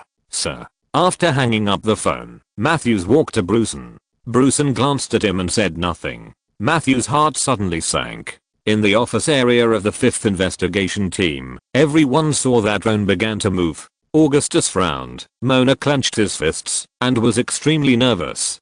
Verines asked with a serious face. August, how long will it take for SWAT to arrive? Augustus looked up at the clock and his face was not good. It will take at least 25 minutes. Otherwise notify Roan now. Verines raised her hand to interrupt Augustus, crossed her legs and changed direction, stared at Roan on the TV, and said seriously, believe in Roan Greenwood. Okay. For a moment, the audience outside the TV had different thoughts and all kinds of ideas. But the only thing in common was that everyone stared at the TV screen intently. Roan didn't know what everyone outside was thinking. At this time, he was discussing with Fraser to let him leave the villa and enter the second floor of the villa. Fraser, I just received a message from my colleague that your dog is on the way. Roan glanced at the light blue screen of the system, took a deep breath to turn it off, and then shouted, I'm authorized to make a deal with you, but I must enter the villa first to confirm that there are no other hostages, and also make sure that there are no other surprises hidden in the villa. Okay. Fouquet you. Hearing Roan's words, Fraser in the bedroom immediately shouted, no. Don't try to lie to me. I must see my dog first. You can enter the house. Fraser, I must come in first. Roan's tone was very gentle, and he negotiated in a soft voice, only when I'm sure that the room is safe, then I can bring your dog into the house. Okay. Shit. Fraser still refused to agree to Roan, and continued to shout, how do I know if you are lying to me? What if you enter the house and shoot directly? How about this? Roan saw a few pens in the living room through the glass on the first floor of the villa, so he smiled and said, I'll leave all my gear outside and take nothing with me. Okay. Are you sure? Of course. Hearing Roan's affirmative answer, Fraser smiled. Okay, then you can unload your gear and come in now. No problem. Roan also smiled. Please recommend. Please recommend. Chapter 37. Softly Luo An. Smelling the faint smell of gasoline coming from the second floor, Luo An sighed as he looked at the stun grenades on his body. In this situation, he couldn't use stun grenades. He was afraid that the violent flames of the explosion would ignite the villa. Luo An took out the stun grenades, smoke bombs, etc. and placed them on the ground. Luo An recited in his mind, and the light blue page of the system that had disappeared for several chapters appeared in front of him. The current time is 11:20 p.m. and there are about 40 minutes before the daily treasure chest opening at midnight. Luo An looked at the backpack page of the system, which showed a bottle of scuba potion, 2 bottles of physical potion, a bottle of fire resistance potion, and a bottle of night vision potion. There was no hemostatic potion that Luo An had been thinking about. Ever since Luo An used the hemostatic potion on the girl lying in the trunk last time and saw the powerful effect of the hemostatic potion, he has been hoping that the system can open another bottle. At a critical moment, that bottle of hemostatic potion can definitely save a life. Forget it. If there's nothing, then there's nothing. Roan stretched his limbs, narrowed his eyes, and took off most of his equipment, leaving only a bulletproof vest. The light blue page of the system closed, and he shouted loudly, Fraser, I'm coming in. Okay. Fraser's voice was a little nervous, but he still shouted loudly, I've opened the bedroom door for you, but don't try to play tricks. As long as I find you doing anything else, I will immediately shoot and ignite the gasoline, and we will all go to hell together. Okay. You have the final say. Roan agreed indifferently, ignoring the constant glances from Lassie not far away, raised his leg over the unloaded equipment, and walked into the villa unhurriedly. When passing by the living room, Roan picked up a few pens on the table. Fouquet. Lassie was annoyed outside the villa. She took out her cell phone and called Augustus, shouting, Sir. Roan entered the villa without any weapons. Did you see it? Of course I saw it. Augustus' voice was also very angry. The camera outside the villa was broadcasting the scene in the villa so carelessly. Of course, he saw Roan's behavior just now. Then what should I do? Lassie stood there anxiously sweating. She believed in Roan's ability to solve the case, but she had never heard that Roan had learned any knowledge about negotiation. What if Roan and Fraser broke down and the other party opened fire? Shit, how long will it take for SWAT to arrive? In the office area of the number 5 investigation team, watching Roan enter the villa on TV, Mona looked extremely solemn, and her palms holding the phone were full of sweat. Augustus's face was dark purple, and Verines frowned, and her legs kept changing the way they crossed.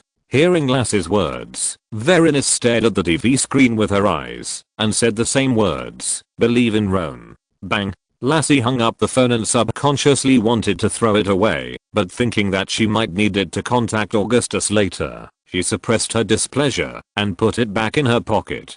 Son of, eat it. Is there something wrong with the murderer's brain? Seeing that Luo An was actually allowed to enter the villa, Bruce's eyes were full of disappointment, and Matthews cursed the murderer's brain to be eaten by a dog.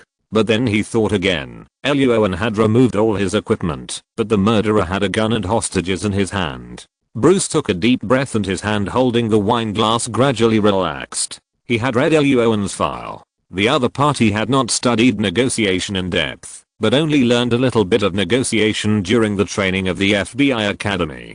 Taking a sip of the wine, Bruce's face returned to calm. Don't panic. Luo An is very likely to fail in the negotiation with the murderer, and the murderer is likely to shoot Luo An. What's the name of this agent? On the other hand, many viewers have a strong interest in the FBI agent who entered the villa alone on TV. Some silently prayed for Luo An, and some were waiting to see the show. Many energetic people who were still awake also cast interested eyes at Roan. I'm already in. Putting the pen in his pocket, Roan walked up the stairs to the second floor, then raised his French military posture and slowly walked towards the bedroom on the side of the second floor of the villa. In the bedroom, Fraser pulled Sabina to stand in the corner of the wall that could not be seen outside the French window. He grabbed Sabina's neck with his left hand, pointed his pistol at Sabina's temple with his right hand, and buried his head tightly behind Sabina. Next to the two of them was a pink bed that had been carefully decorated, and the bed was filled with all kinds of toys. Next to the bed, there were 2 barrels of gasoline. One of the barrels had some cracks on the side, and a lot of gasoline flowed along the cracks on the floor of the bedroom, covering 2/3 of the floor of the bedroom. Shit. Seeing this scene, Roan was very upset. Fraser protected his head very well, and he couldn't do it at all. Hearing Roan's footsteps, Fraser stole a glance and saw that the other party really didn't bring any weapons. He slowly breathed a sigh of relief, but he still repeated, walk slowly, don't try to play tricks. Okay.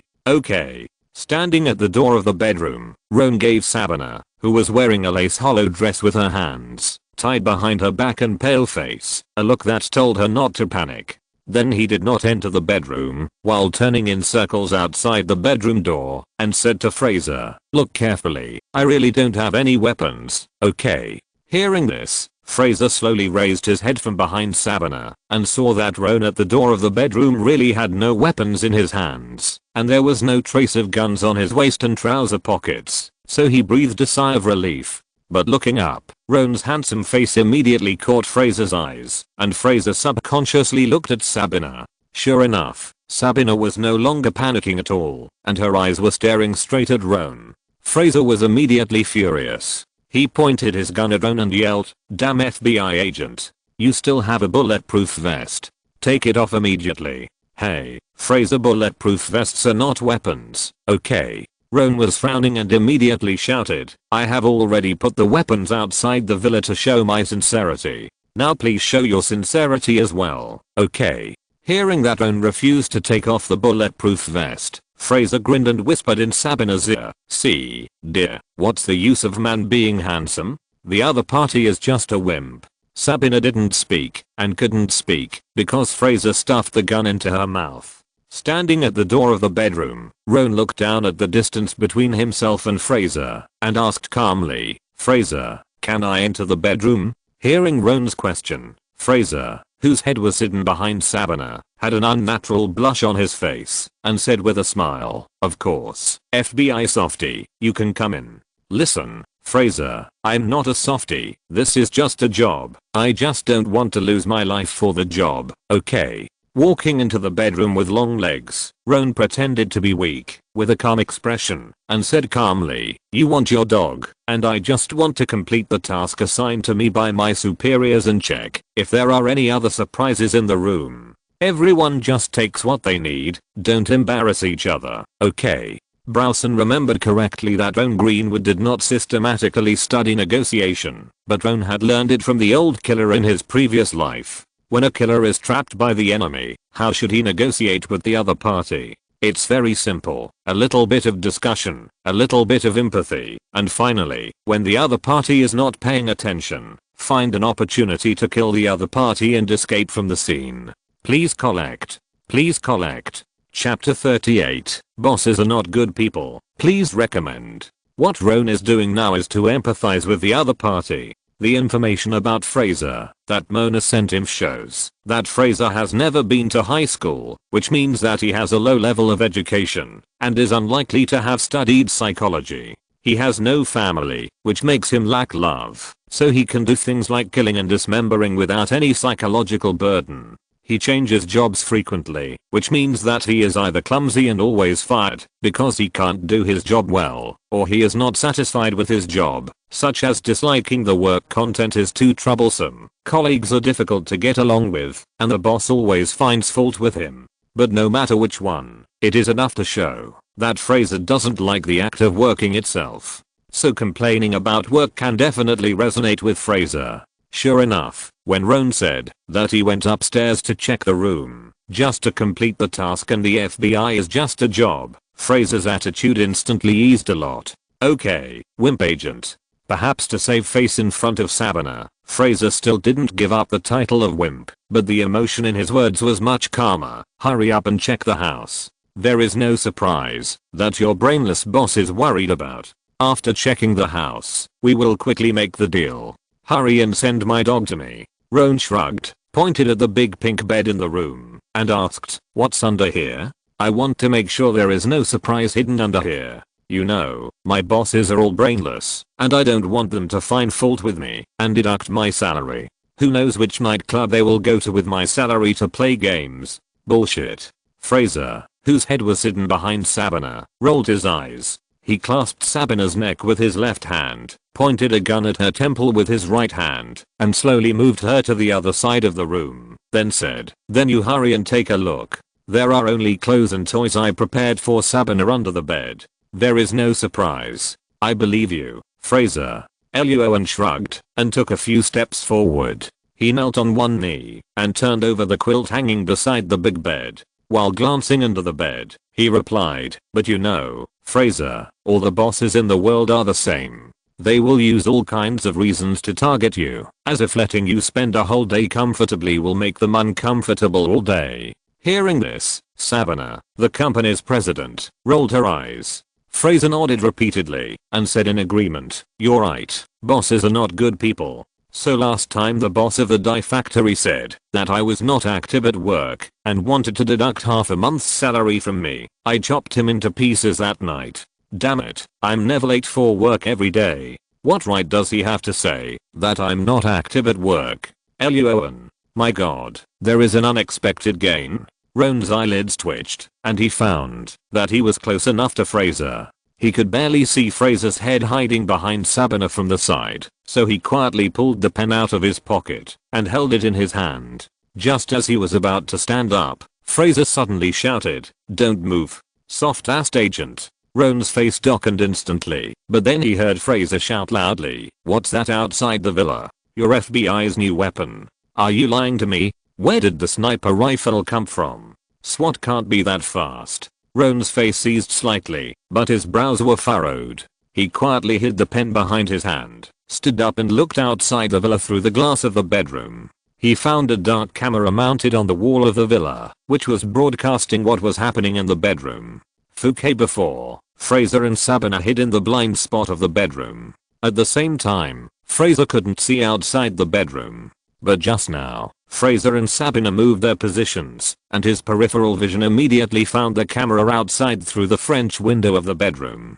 Believe me, Fraser, that's not some new weapon of the FBI. Roan secretly cursed the TV station for being incompetent, and made up his mind to get some mental compensation from them. Then he turned around and comforted Fraser, that's the FBI's law enforcement recorder. Okay, I told you, my boss is a moron. They are afraid that I will do something that is not in compliance with regulations during the execution of the mission, so they use the law enforcement recorder to monitor me. Believe me, okay. As soon as he finished speaking, Roan's face froze. He didn't even believe it. Sure enough, hearing Roan's words, Fraser's face flushed instantly, and he was shaking with excitement. Most of his body left Sabina's back, and his head finally emerged from Sabina's back. The gun in his right hand was no longer pointing at Sabina's temple, but at Roan. Do you think I'm a fool? When you FBI perform tasks, when have you ever paid attention to the legal procedures?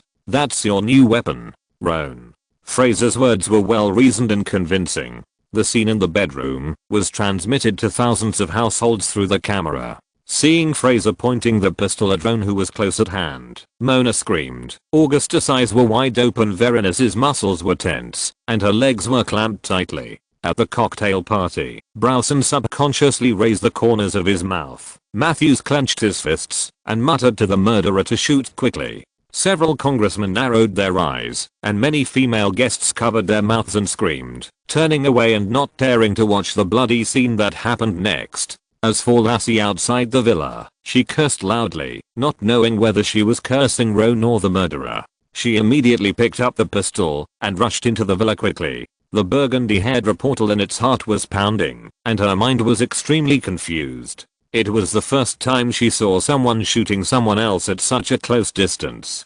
Coward, I didn't expect you to lie to me. In the bedroom, Fraser yelled, "Go to hell." Before he finished speaking, Fraser's fingers bent, and he was about to pull the trigger. Sabina in front of her immediately screamed in fear, but Roan's movements were faster than his. When Fraser just shouted, Roan raised his right hand, and the pen, that had been prepared for a long time, flashed through the air like a silver sword. Bang, bang.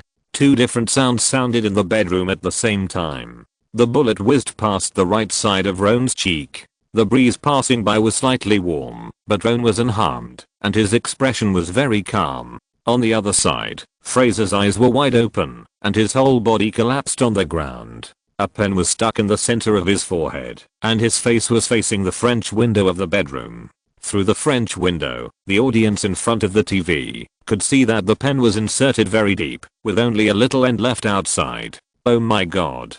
Jesus. Honey St. WTF. Many viewers in front of the TV were shocked by Fraser's face, but then they were speechless. Looking at Roan, who was comforting Sabina, their eyes were as if they had seen a ghost. In the office area of the 5th Investigation Team, Mona, Augustus and other agents had incredible and unbelievable expressions on their faces. Veronice's tense muscles suddenly relaxed after a tremor, and her legs were no longer crossed. She looked at Roan with an extremely complicated look. At the cocktail party, the congressman and some female guests who did not avoid it gasped, while Browson and Matthews were dumbfounded, and then they heard the words of others, and their faces were as ugly as they could be. Did you see it? Is that a pen? That's a pen. Are all FBI agents so powerful now? Do any of you know this agent on TV? What's his name? Damn it, I'm actually late.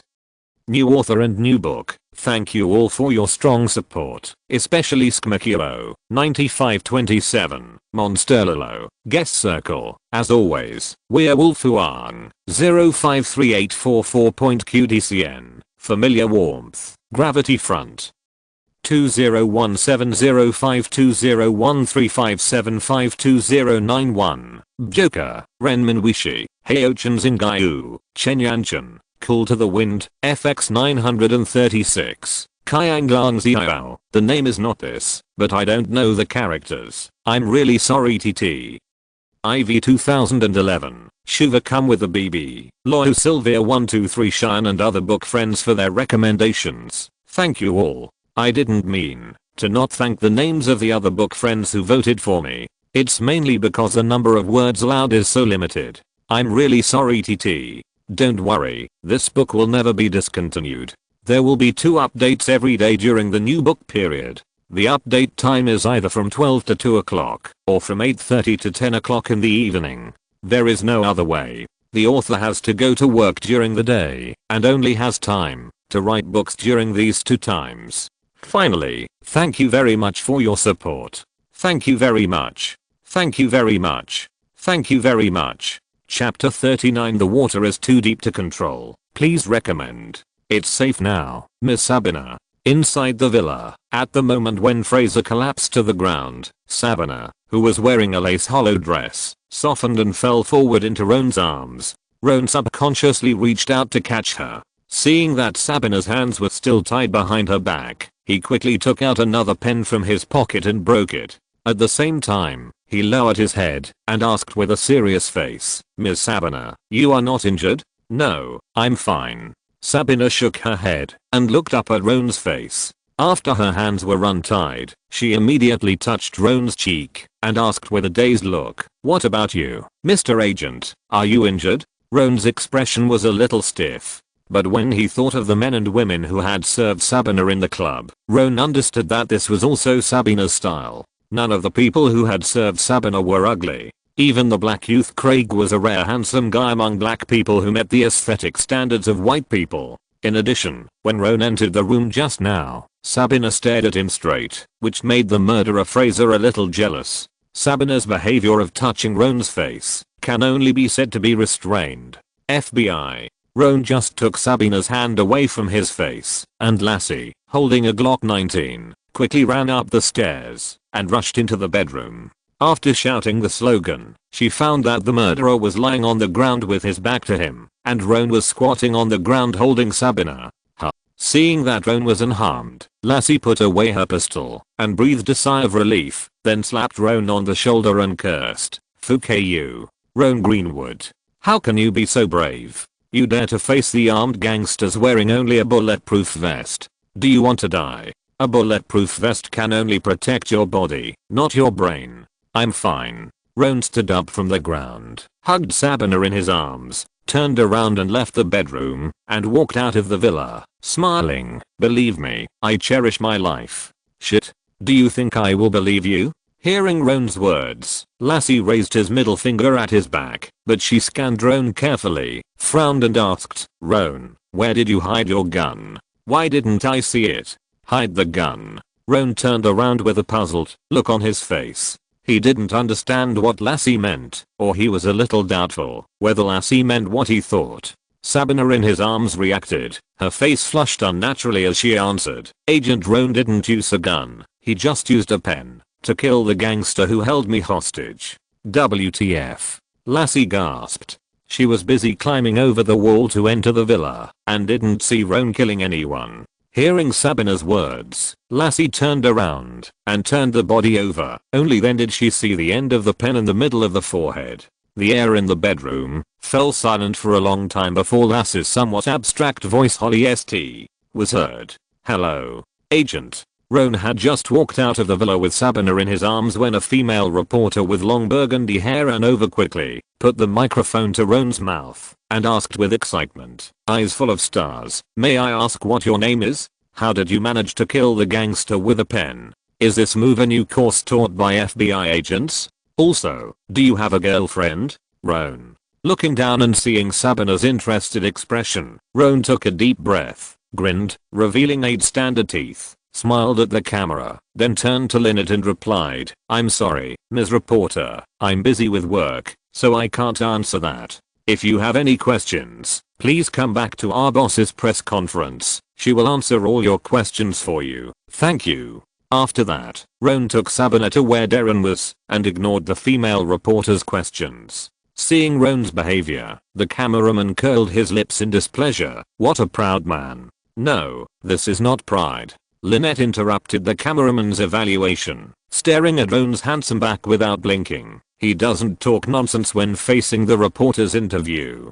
He is a man with high emotional intelligence." Cameraman. "Is it appropriate for a reporter like you to say this? Oh my god." Seeing Roan and the others, Darren, who had been waiting anxiously for almost death, immediately rushed up and hugged Sabina. His face flushed, and his eyes filled with tears. "Sabina, dear, are you okay?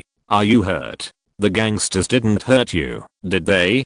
Damn it, if I had known I wouldn't have gone on the business trip yesterday. It's all my fault, I'm sorry." Looking at her husband who was holding her tightly, Sabina's eyes also turned red, and she hugged his neck. "I'm fine, Darren, I'm fine. I'm not hurt. I made you worry." Seeing Sabina crying, as soon as she said crying, Roan had a blank expression on his face, and he sighed in his heart that women are really born actors. When turning around and preparing to leave here, leaving the space for the couple, Sabina suddenly reached out and hooked her hand around Roan. Roan looked back in confusion, only to see Sabina holding Darren's neck tightly, tears streaming down her eyes, making a phone gesture with one hand, and silently mouthing to him, "Call me." Roan turned around and left without saying a word. This woman is too skilled, and he should not wade into this muddy water at such a young age. The water is too deep, and he can't control himself, and he is afraid of drowning. At the cocktail party, seeing Roan's handsome face on TV facing reporters' questions, and saying that all questions should be asked to the superior, Browson's face turned red and white, and the knuckles of the hand holding the wine glass turned white. Matthews, who was standing by, was at a loss when he saw this scene, and the hand holding the wine glass began to tremble unconsciously. Bruce. Congressman Mattery, an elderly white man wearing a suit, with a serious face and a big bald head, looked at the picture on TV with his eyes slightly narrowed. He took a sip of wine and walked over. He didn't care about Bruce's ugly face and asked directly, "What's the name of this agent? Do you have his contact information?" "His name is Roan Greenwood, and I have his contact information." Although Bruce wanted to bite Roan on TV to death, facing Congressman Mattery's question, he still bit his back teeth, tried to make his voice steady, and replied, "I will send his relevant information and contact information to your assistant tomorrow." "Okay." Congressman Mattery nodded with satisfaction, drank the liquid in the glass in one gulp, and then casually handed the empty glass to Matthews. Without even looking at Matthews' face, he turned around and left the cocktail party with his people. Looking at the wine glass in his hand in the back of Councillor Mather as he left, Matthews felt dry in his mouth. After a long silence, he walked to Brewson and asked in a low voice, "Sir, He had just started to speak when Brewson turned around and looked at Matthews with a look as if he was choosing someone to bite. "Get out." Point. "Okay, sir. Thanks to QFH for the reward, and thanks to Yao Xiaoheo, Wu's Chengj, Yiju Wenze, Mjnu and other book friends for their recommendation votes. Thank you." Chapter 40, Flame Queen Bar. Investigating Team Number 5, seeing the scene on TV where Roan walked out of the villa unharmed and holding Sabina, Mona let out a long breath and her expression relaxed. I knew Roan had a plan. Mona was very happy in her heart. She was right about Roan. Feeling her palms were a little slippery due to sweat, Mona was about to wipe them with paper, but when she saw the number in her phone, her mouth immediately curled down, and she threw the phone aside in dissatisfaction, as if she had touched a poisonous mushroom. Augustus sat on the table, grinning at the scene on TV, with his back teeth exposed. The more he looked at Roan, the more he felt that he was like himself. Not only were they both handsome, but they were also smart, and could talk and do things. Didn't Verines blush with excitement when she saw Roan not talking nonsense on TV and saying that his actions were all good leadership? Sitting on a chair, Verines watched on TV. Roan told reporters that if he had any questions, he could ask his superiors at the press conference. His face was rosy, and there were 2 words written in his eyes: satisfied. Feeling a hint of coolness on her thigh, Verines took a deep breath. Her complexion gradually returned to normal. She stood up from her chair, tilted her head, and said to Augustus coldly, "I will hold a press conference in 30 minutes. You go and notify the reporters now. The more people the better." "Okay, sir." Augustus agreed with a smile, and at the same time asked, "Does Luo An need to attend? If he attends, he may be late. He won't be able to get back in 30 minutes. Verines, who was about to turn around and leave the office area, was stunned when she heard Augustus' question. Logically speaking, Luo An must attend, but directly forcing him to attend might make him angry. After a moment of silence, Verines said, "You call Luo An now and ask him if he wants to attend this press conference. If he wants to, he can come. If he doesn't want to, forget it." "Okay." Augustus looked a little surprised. When did Verines become so reasonable? But he still took out his mobile phone and called Luo An. "Can I not go, sir?" Hearing Augustus' words, sitting in the SUV, and seeing the SWAT team finally arriving, Roan's face was full of reluctance. "I have been running all day today, and now I just want to go home and have a good sleep. I'm too tired." Although this story has been written from 15 chapters to 40 chapters, it is only Roan's experience from 9 AM to about 12 PM, just one day.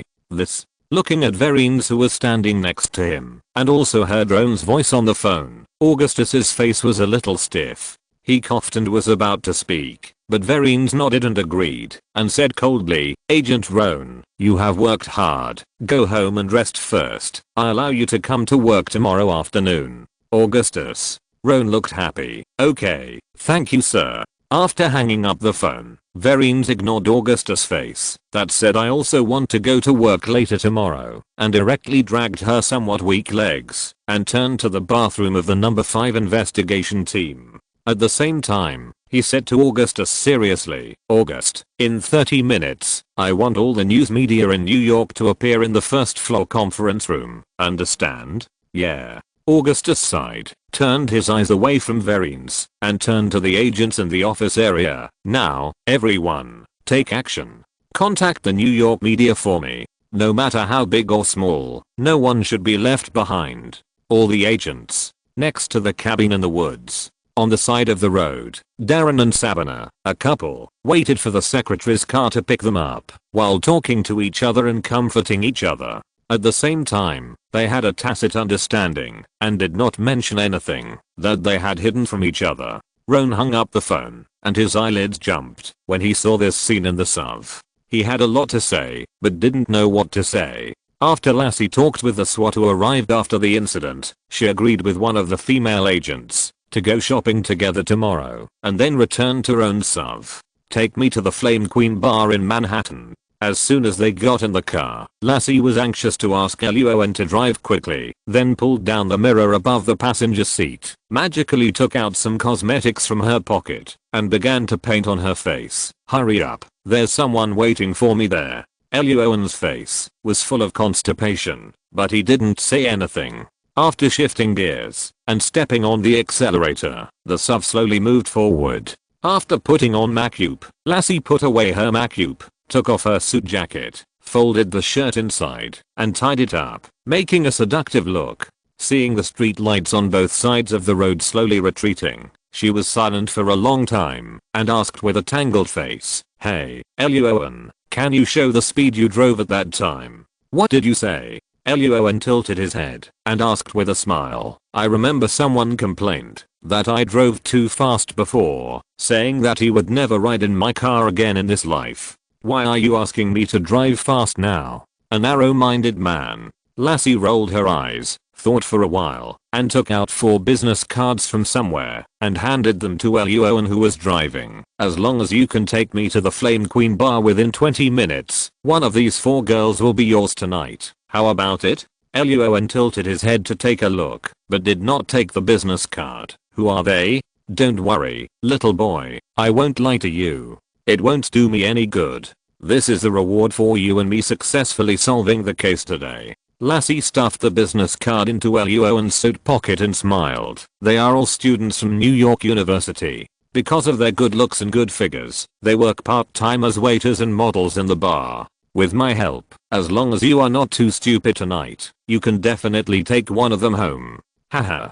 Luo An took a look at the business card in his pocket and shook his head disdainfully. "One? I want them all." "Lassie." The next second, Luo An stepped on the accelerator to the bottom. The roar of the engine suddenly sounded, and the black SUV turned into a black lightning, and rushed straight into the distance. In a conference room on the first floor of the Jacob Federal Building, the lights were on. A large number of reporters who were forced to work overtime by their leaders, holding papers and pens and carrying cameras, sat on chairs, and looked at Vereen standing in front of the conference room.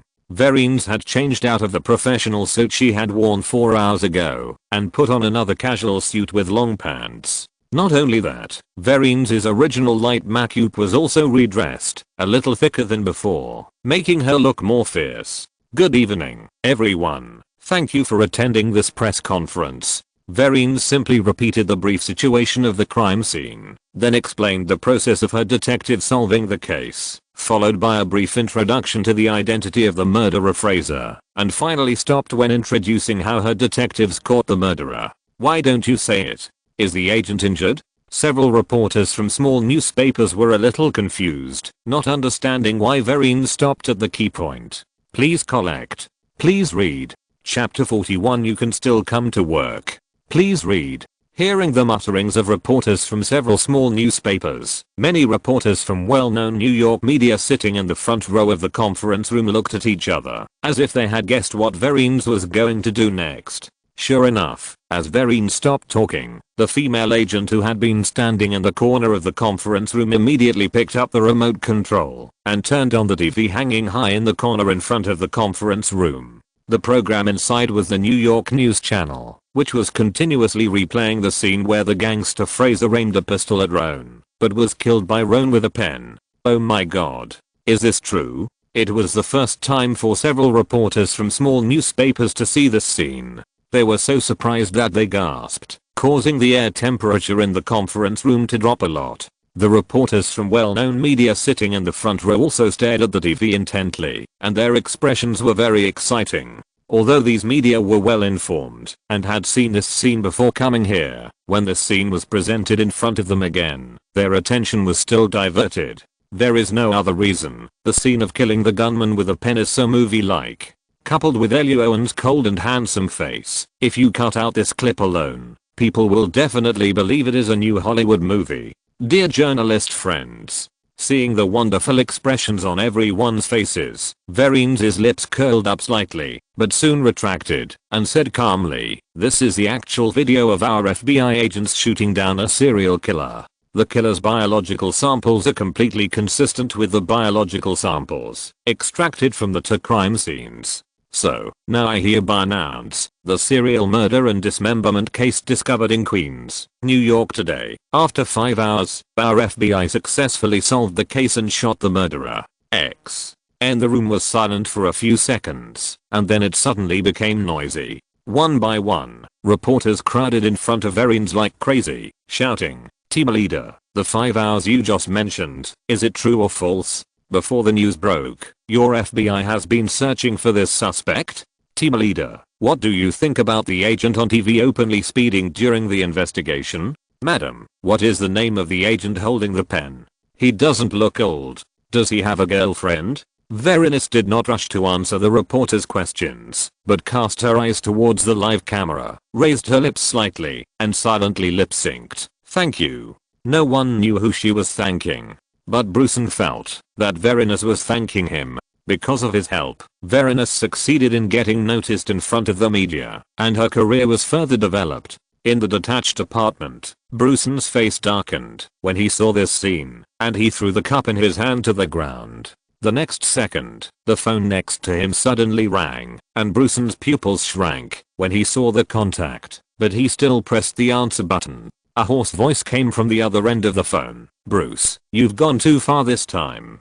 "Sir, Bruce looked serious and was about to say something to explain, but was interrupted by the voice on the other end of the phone. "Tomorrow I will announce the establishment of the 14th investigation team. As the new team leader, you will be in charge of the 14th investigation team." As soon as the words were finished, without waiting for Bruce's attitude, the other end of the phone hung up. A team leader, with only a newly established investigation team under him. This has not happened in the FBI New York branch for more than 10 years. Looking at the hung up phone, Bruce laughed in anger. He could already guess the look of those people at tomorrow's meeting. Who, after taking several deep breaths, Bruce suppressed his anger, picked up the cup on the ground expressionlessly, filled it with wine, drank it all in one gulp, and then stood up from the sofa and walked towards the bedroom. A voice talking to himself came faintly. "Vereen's, Augustus, Roan Greenwood. Vereen's has a good subordinate." In the distance, at the FBI Washington headquarters, an elderly white man in a suit saw the press conference on TV, took a sip of wine and hummed twice, then pressed the phone beside him. "Tomorrow morning, put all the information of the agent on TV on my desk on the top floor." "Okay, sir." Roan was not aware of what happened last night. After driving with Lassie to the Flame Queen bar in 20 minutes, with Lassie's help, Roan was unable to meet the girls on the business cards, because they were all stolen by Lassie. But with an ordinary handsome face, Roan still successfully met the female manager of the bar. "After a busy day, can't I enjoy myself?" With this idea, he slept until 2 o'clock in the afternoon of the next day. As the sun set, Roan slowly opened his eyes in the manager's lounge upstairs of the Flame Queen bar in Manhattan. For a moment, he felt a little back pain. He moved his arms around his neck and his thighs around his waist, leaned on his waist to get out of bed, and walked slowly into the bathroom with a ferocious face. I miscalculated this time. While opening the gate to release water, he checked himself in the mirror and found that his ordinary face was actually a little haggard. His eyes widened, and he suddenly realized, Roan Greenwood doesn't drink much. I actually forgot this. After washing up, Roan walked out of the bathroom. After putting on his clothes, he glanced at the curvy figure who was still sleeping on the bed in the bedroom. He turned around and left the room without hesitation, shaking his head and sighing, just drinking and sex made me feel back pain. From today on, I must strengthen my exercise and quit drinking. Finding himself in the parking lot of the bar, Roan drove it slowly forward, preparing to go to the Jacob Federal Building. While waiting for the traffic light at an intersection, he opened the system page that he had not had time to open last night because he was busy exercising. Yesterday's performance evaluation, excellent. Number of treasure chests obtained, 4. Do you want to open the treasure chest? Open. Looking at the rough web game treasure chest opening cutscene on the system screen, and then looking at the word excellent in the evaluation, Luo An's face showed a touch of realization. Good evaluation gives 3 treasure chests, and excellent evaluation gives 4 treasure chests. This thing turns out to be increasing. The treasure chest has been opened. Stamina potion x1. Strength potion x1. Swiftness potion x1. Sensitivity potion x1.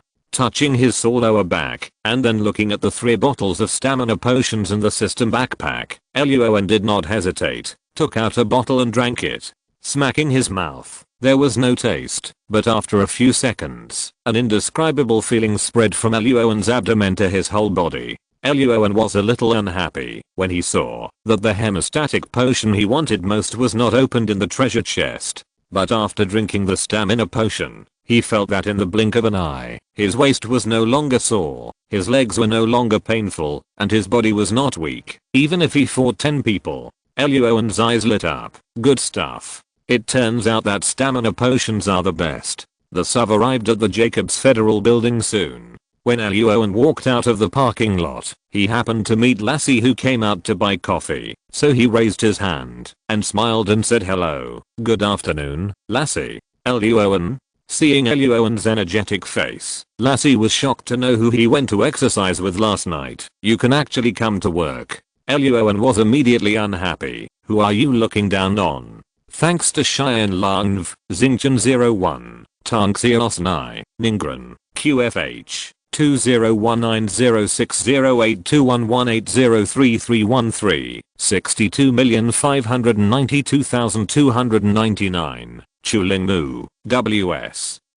201911012119511966 and other book friends for their monthly tickets. I also thank Ziokan, 201911012119511966, Colored Bat, Great Love, Boundless, Janazhao, Chuling Mu, Lonely One Grass, Vague Youth, Yaoshio Ohio and other book friends for their recommendation tickets. Thank you all. Thank you for your support. If you're listening to this novel on a channel other than Fanfic World, it means they downloaded and uploaded it without effort. We cordially invite you to visit our channel, Mundo Fanfic Novelos. There you'll find the original version of this story and you can explore many other novels of various genres. We're waiting for you to immerse yourself in a world of incredible novels. Chapter 42, Depressing Office. Please read on. Roan, I admire you. Really? Handing Roan a cup of coffee, Lassie walked with him to the Jacob Federal Building, looking at him with a strange look on her face. After hesitating for a long time, she whispered, do you know the details of the woman who played games with you last night? Of course I know. Lydia Ruth, 30 years old, manager of the Flame Queen bar, has not had a boyfriend for 2 years, since her last husband died, and has no sex life. What's wrong? Roan tilted his head in confusion. He straightened his back last night and used a little trick to know most of these basic information. Then he asked, I remember you told me last night that she doesn't have any special background. Lassie nodded. The information Roan got was correct, and Lydia did not have any background in public. Her background in secret was just a local gangster, and she was unwilling to provoke the FBI. But what she wanted to talk about was not Lydia's background, but the problem of Lydia herself. Lydia, this woman. Looking at Roan, who was greeting other agents in high spirits, Lassie shook her head and sighed. Forget it, let Roan experience it himself in the future. It's not a big deal. I just hope Roan's kidneys can hold up. Good afternoon, Agent Roan. Hello. Good skills. Agent Roan. Thank you. Walking on the first floor of the Jacob Federal Building, 3 or 4 agents greeted Roan in just a dozen steps. Roan also smiled and responded with 8 teeth showing. He walked into the elevator with Lassie and asked with a puzzled look on his face, "How did these people know my name? There are no secrets in this building, Roan." Lassie took a sip of coffee, as if she was used to it, and explained calmly, "The news that you killed the gangster with a pen last night spread throughout the building in less than an hour. It's normal for them to know you, Roan."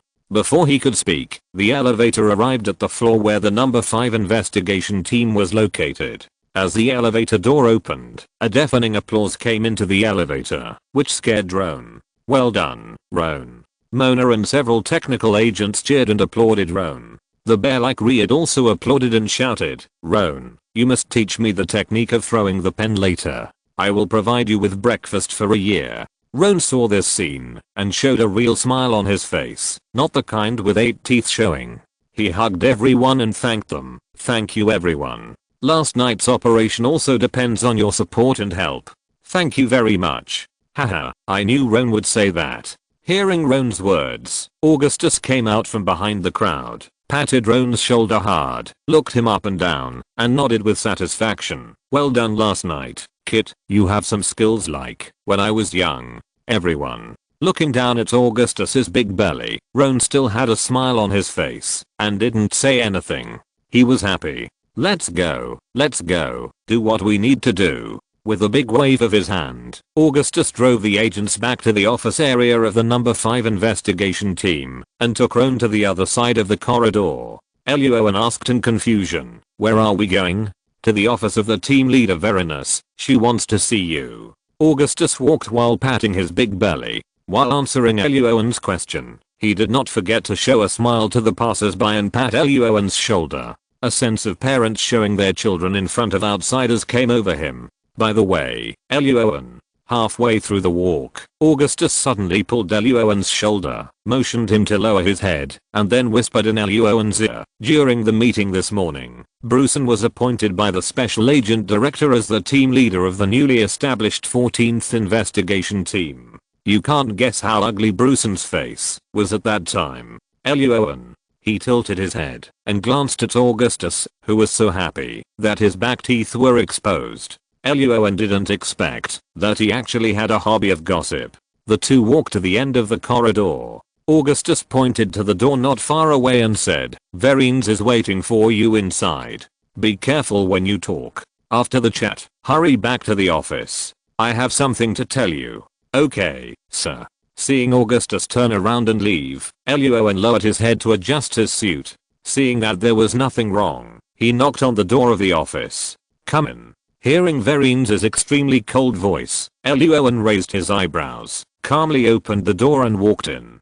"Good afternoon, sir. Sit down." Without looking up to pay attention to Luo An, Verine still lowered her head to write some documents on the desk. Luo An didn't care. He sat down on the chair in front of Verine's desk and began to observe the surroundings silently. The office is large, but the decoration is simple. There is only a large bookshelf full of file bags, a set of desks, a chair, and a water dispenser. There is not even a green plant. If the office is not facing south and the sun is shining in, this office is definitely a representative of depression. With a frown, Roan turned his gaze to Verinus and found that she was still dressed in a broad-shouldered women's suit today, which made her look very serious. But the pants seemed to be a little mismatched.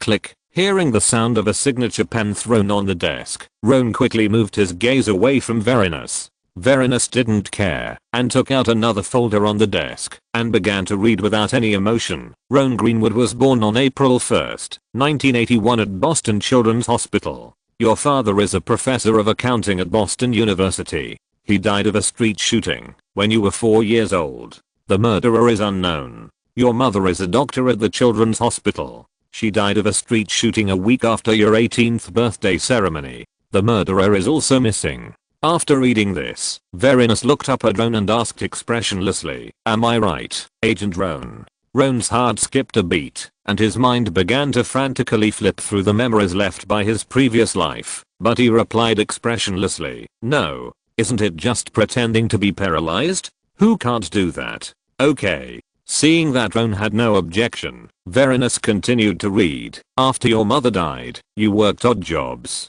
to earn money while studying hard.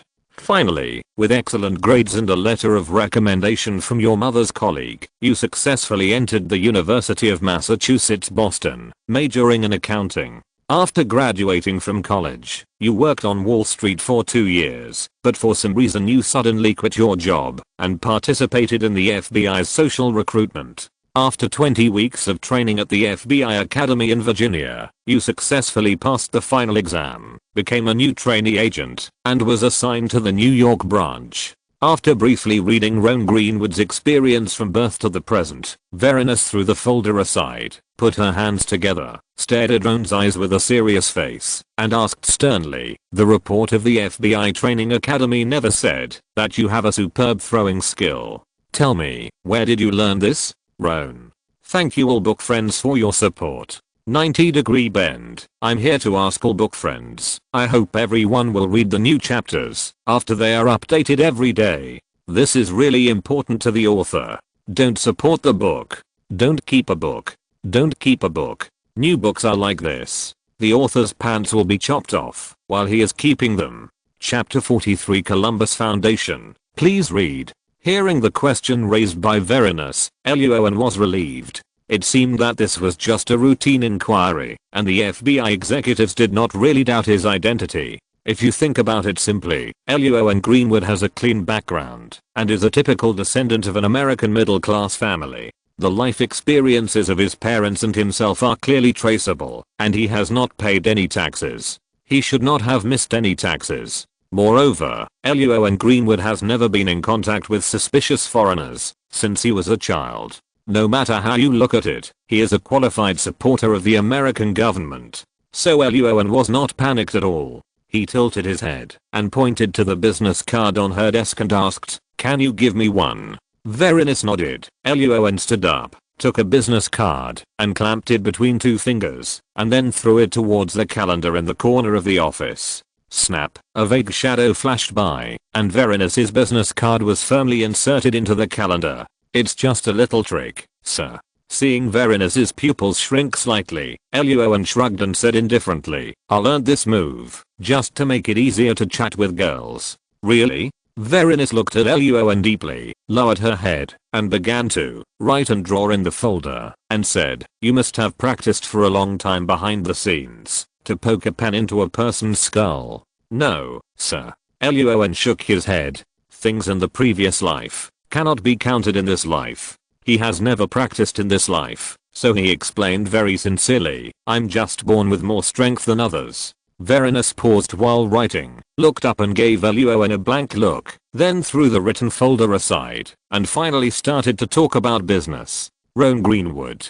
Verinus leaned back, crossed her legs, looked at Roan without blinking and said, "At the press conference before, I issued a wanted warrant for this serial killer, $100,000. The money will be paid out this weekend, which is tomorrow, together with your salary for this month. Go back and talk to Augustus." Roan's eyes lit up, and he said with a smile, "Thank you, sir. Thank you for your support in solving the case." Verinus ignored Roan's words, but pulled out a black folder from the bottom of the folder pile beside her, opened it and handed it to Roan, and said calmly, "This is an internal foundation of the FBI, called the Columbus Foundation. If you join, the management of the foundation will deduct 1/10 of your salary every month for operation. After a few months, every Christmas you will receive a sum of money that is higher than the deduction from your salary." Hearing Verinus's words, Roan raised his eyebrows, and without looking at the information in the black folder, he asked directly, "Sir, have you joined the Columbus Foundation?"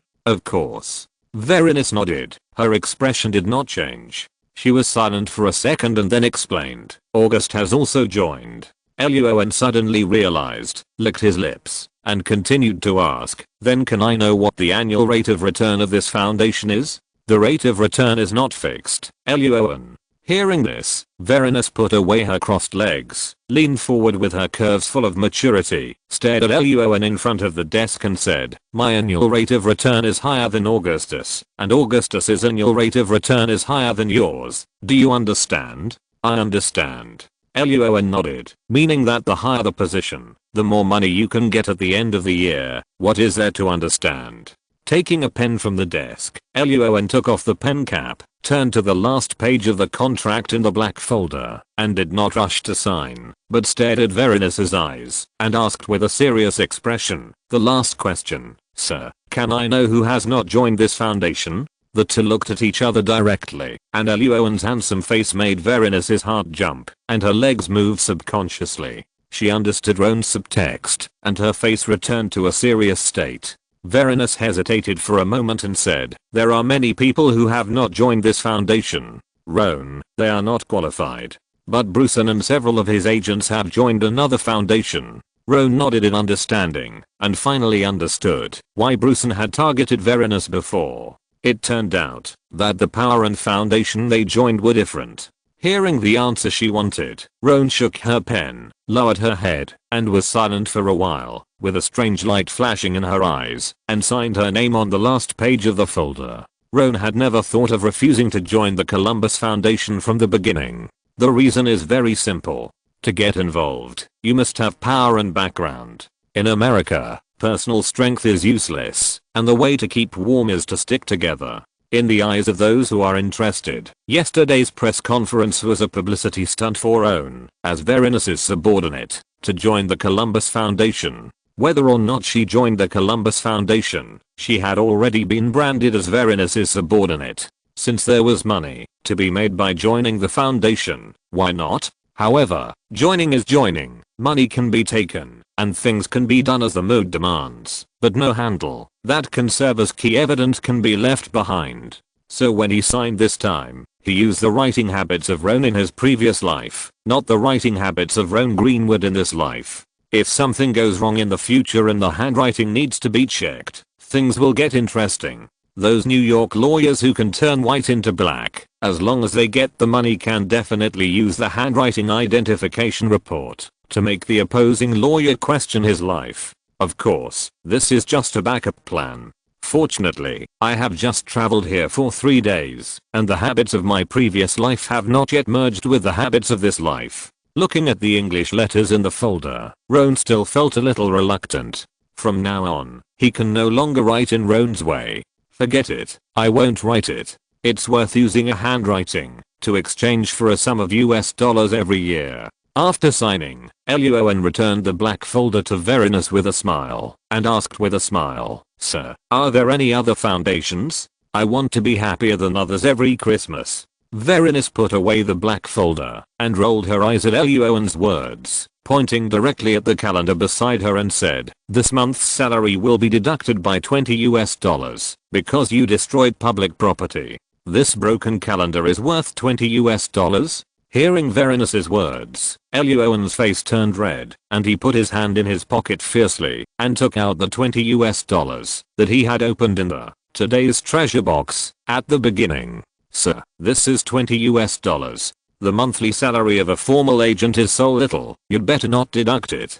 Putting the 20 US dollars on the desk, Luo An smiled, and turned to leave the office. Looking at the closed door of the office and the $20 on the desk, Verinus was silent for a moment, stroked her forehead and smiled, and threw the $20 directly next to the calendar. She lowered her head to write a document for a while, and then put the $20 into her trouser pocket. Thanks to Biokaki, Januzhao, 7 Hell, 201805101834277710. 2021052508393621 and other book friends for their monthly tickets. I also thank Luo An, Luo An, Lidong, Biokaki, Yewikingchen, Underwater Doll, but you are already chaotic. Hey Huashan Killer Whale, the only designated husband of the second female, what's going on? Xiaoxio Random Battle, Kyanglang Freedom, Xiashan Xiaozu, 10,000 people admire, Luchanshan, 20,074,685. Fengkang Gayuneo, Heidrich 1992, Zishenxian Mingchangduan and other book friends for their recommendation tickets. Thank you all for your support. Thank you all. Chapter 44. There is no benefit in eating alone. Please collect. You came back very quickly, Luo An. In the office of the head of the number 5 investigation team, Augustus sat on a chair, drinking coffee with a big belly. After motioning Luo An to sit down, he grinned and said, "How is it?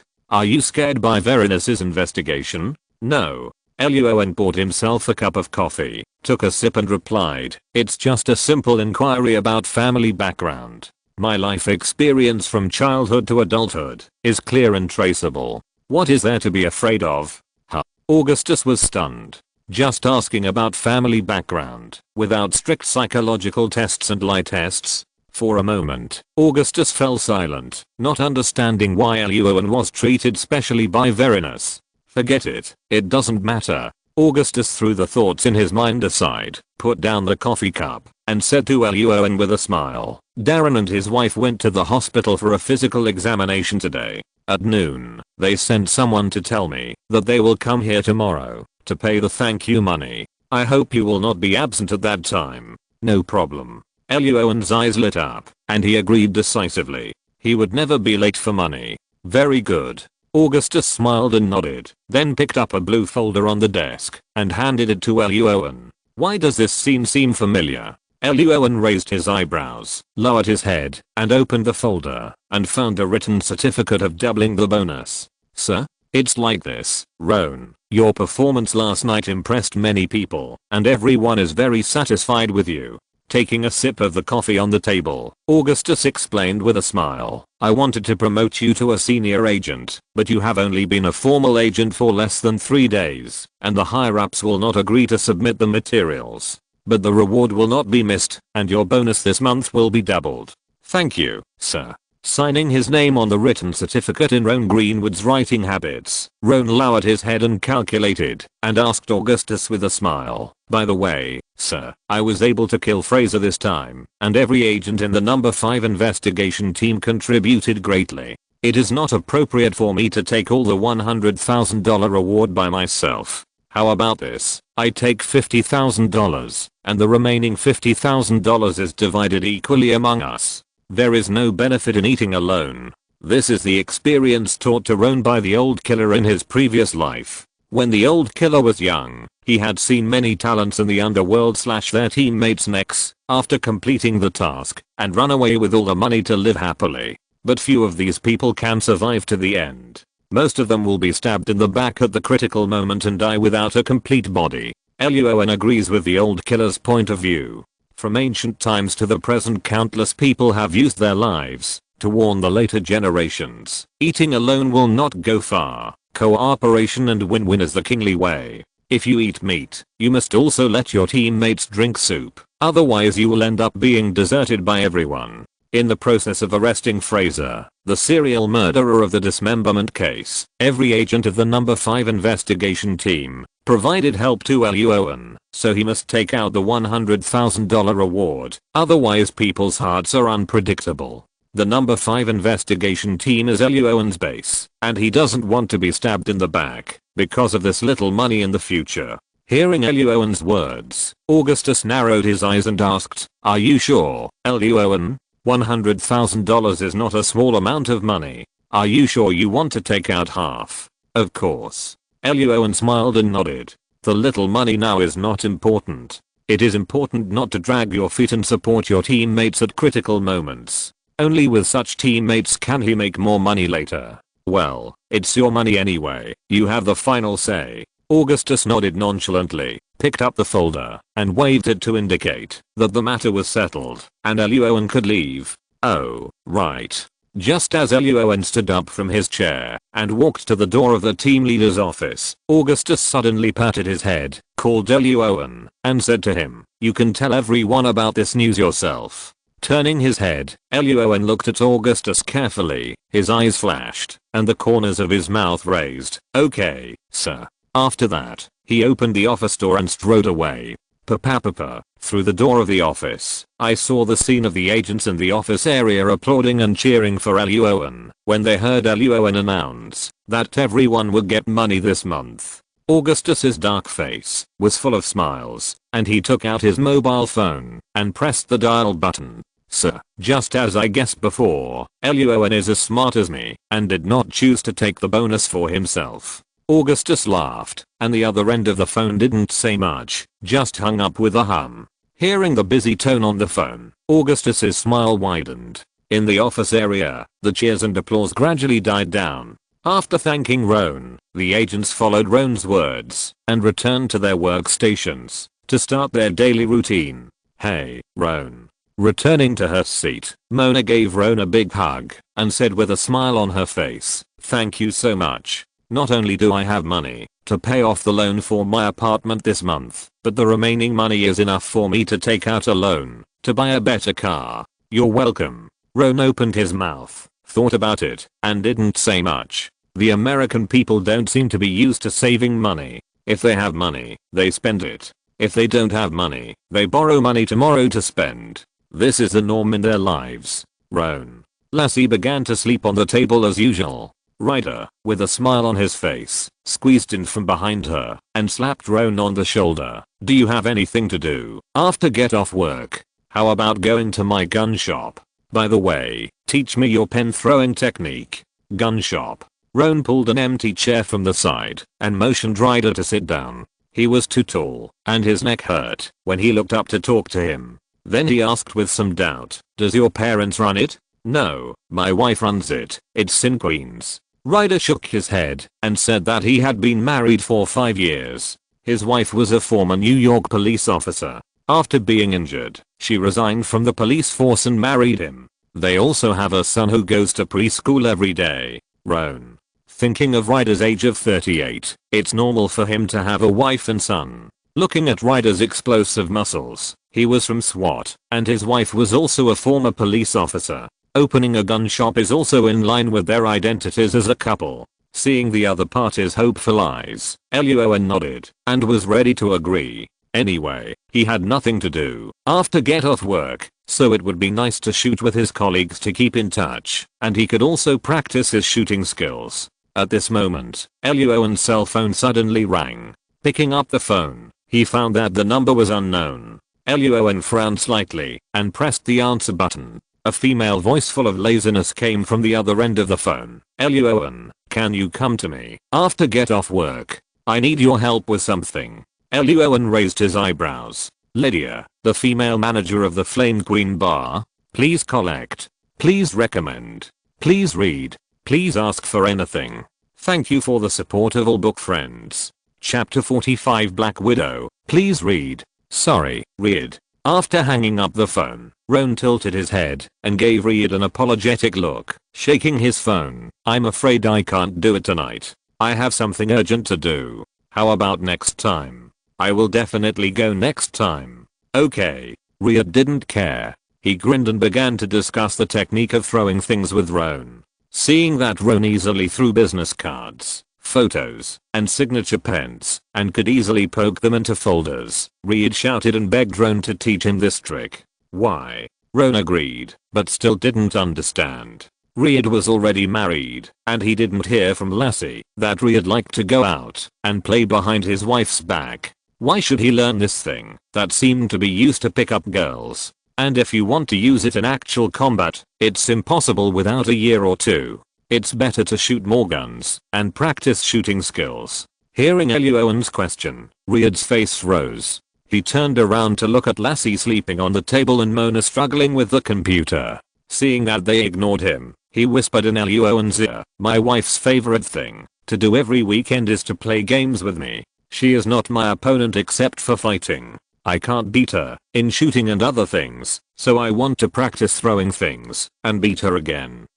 Excuse me, where is your wife from? Texas. Luo An tilted his head to look at Riyadh, whose face was full of hope and eyes, and fell silent for a moment. He remembered that, since he joined the number 5 investigation team, he saw Riyadh lying at the back of the office doing push-ups when he had no work tasks. He thought Riyadh was doing it to exercise his muscles and keep in shape. Now it seems that Riyadh probably lost the game and his wife didn't let him go to bed, so he couldn't release his energy and had to do push-ups every day. The life of married man. Luo An shook his head in his heart, raised his hand and patted Riyadh's shoulder heavily, with a serious face. Don't worry, Riyadh, I will teach you a quick method later. It's still a little difficult to kill the enemy, but you will never lose if you compare who can throw farther and who can deal more damage with the items thrown. Riyadh's lips trembled with excitement. Luo An, from today on, you are my lifelong good brother.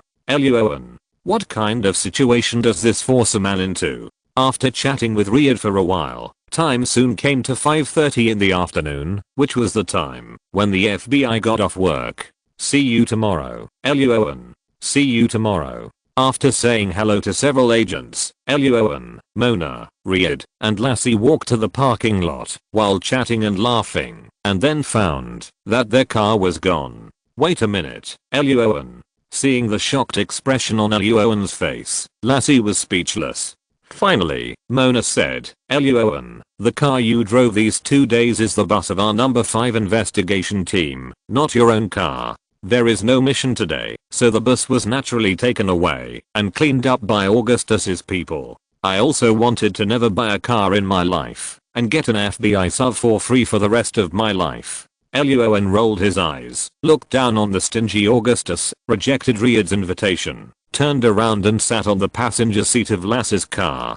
Take me to the Fire Queen bar, thank you. Are you sure? Seeing Lassie's frowning expression, Roan was stunned and asked in confusion, what's wrong?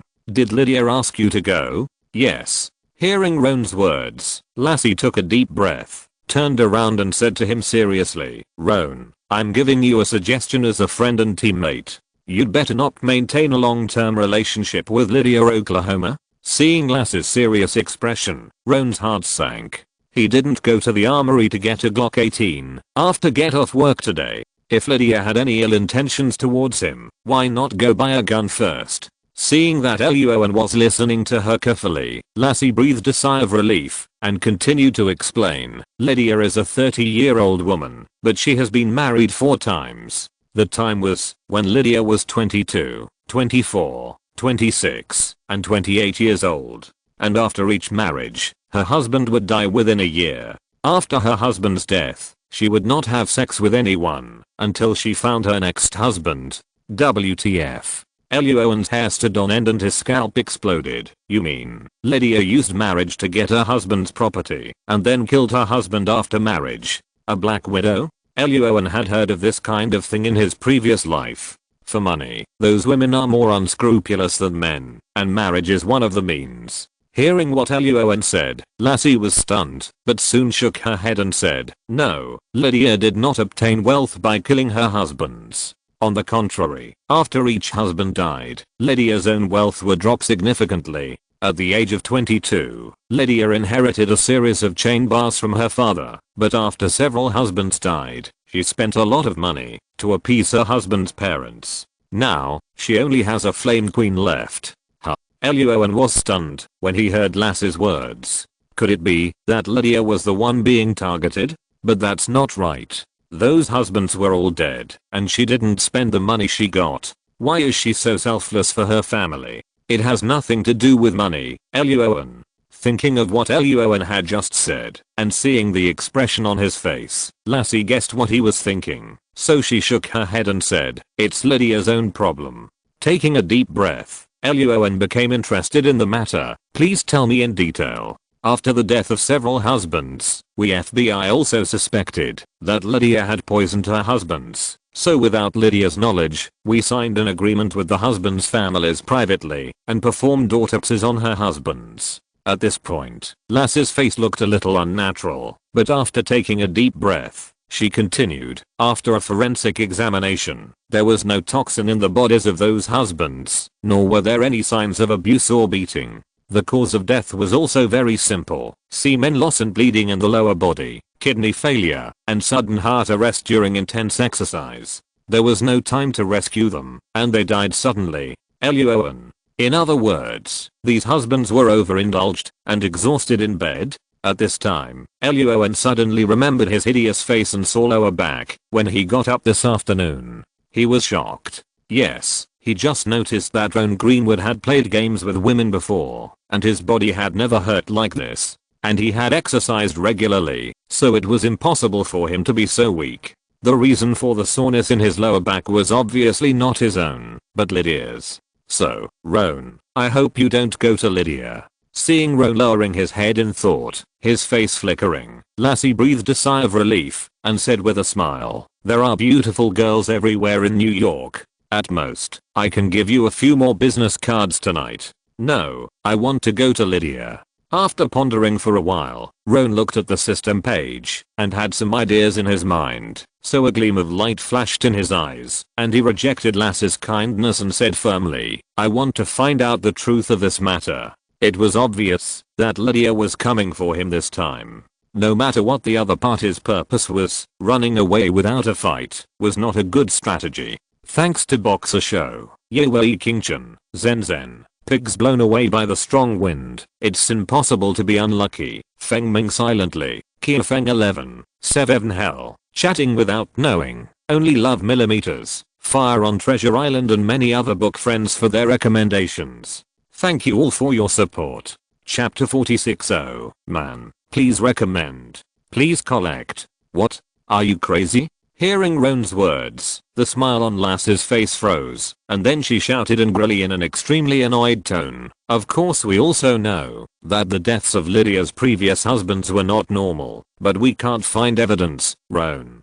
Do you think you can find out the truth behind this matter by yourself? Why not?" Roan fastened his seatbelt with a smile and said with a smile, "Believe me, Lassie, I have more advantages than those FBI agents who investigated the case before." Lassie was stunned. "What advantage?" Roan grinned, revealing her white teeth. "I can experience the feelings of Lydia's previous husbands, which can help me find clues that those agents couldn't find before. Point Fuck you. Roan, you're such a bastard." Hearing this, Lassie cursed Roan with a black line on her head, but as a lesbian, she didn't care about this dirty joke, and then asked seriously, "Are you sure, Roan? Do you really want to investigate this case?" "Of course." Luo An nodded, indicating that Lassie could drive, or he could drive instead. Resolutely rejecting Luo An's idea of driving his own car, Lassie stepped on the accelerator, and the car drove onto the road. At the same time, she said with an irritable face, "Since you have decided, I will not persuade you anymore. But when you are with Lydia, never turn off your mobile phone. I will call you every once in a while. If you don't answer for more than 1 minute, I will immediately bring people to rescue you, okay?" "What?" Luo An was shocked. "Does it have to be so exaggerated?" "Fuke, this is for your own good. I'm afraid you will die in Lydia's bed." Lassie scratched her hair with a look of regret. "I should have watched you last night, or let a girl give it to you, so that you wouldn't hook up with Lydia." "Thank you for your concern, Lassie, but you have to believe me." Luo An glanced at the system page and said to Lassie solemnly, "I'm not the kind of man whose brain will be dominated by the people below. I will always stay awake at critical moments." Hearing this, Lassie tilted her head and glanced at Roan's lower body, then looked at Roan's ordinary handsome face, turned back and continued driving, while curling her lips in disdain. "Heh, man. Roan." 5 minutes later, opposite the entrance of Manhattan's Flame Queen Bar, Lassie's car slowly stopped. "Okay, we've arrived at Lydia's magic pit." After parking the car, Lassie tilted her head and looked at the bar, where the lights were shining and people were already entering. She said to Roan with an unhappy face, "I will cancel my date tonight and wait for you outside. I will call you every once in a while." Roan, who had unbuckled his seatbelt, was speechless when he heard this and said, "Really not, Lassie? Believe me, I will never do anything I'm not sure of." Lassie ignored Roan's words, lowered her head, and took out her mobile phone to send a message to someone. "Okay." Shrugging, Roan opened the car door and got out of the car. Before leaving, He did not forget to turn around and say, "I will have someone bring you dinner later." After that, he turned and left. Sure enough, no matter how good Luo An is, he is still a man. After agreeing with the person on the other side on the phone to play again tomorrow, Lassie unbuckled her seatbelt and changed to a more comfortable position. Looking at Luo An's back, she snorted coldly, "He is still an arrogant man." Flame Queen Bar is very large. In addition to the dance floor, bar, and performance area for singers on the first floor, there are also second, third and fourth floors. The fourth floor includes the office of the bar owner, Lydia, who is publicly known as the bar manager, and several private rooms with strong privacy. Downstairs, the lights are shining, people are bobbing and jumping, and they are living a life of luxury. Upstairs, people are smiling and drinking, all about business. Walking into the bar, following a waitress to take the elevator to the fourth floor. After walking to the door of the innermost private room, the waitress turned and left. Luo An raised his eyebrows and pushed open the door of the private room. The imagined wine table, fruits, and a bunch of sanctimonious people drinking did not appear. Instead, what he saw was a huge room that was opened up, which was very spacious. The four corners of the room were filled with sandbags and paintballs, and a bunch of boxing gloves, dumbbells, etc. were hung on the wall. There were also treadmills and various fitness equipment, which were very complete. In the center of the room, there was a large red sofa and a simple four-cornering. At this time, a woman was sitting on the sofa holding a pet dog, and there were two women boxing in the ring. Luo An recognized the identity of the woman in the ring at a glance. She was 1.75 meters tall, 8'6", 6'1", 90, wearing protective gear, with twin ponytails, wearing a black tube top, with peaks, black sports shorts underneath, and long strong legs. The bar owner, Lydia Ruth. Bang bang bang. Hearing the sound of the door opening, the two women fighting in the ring slowly stopped. Lydia took off her protective gear and walked out of the ring.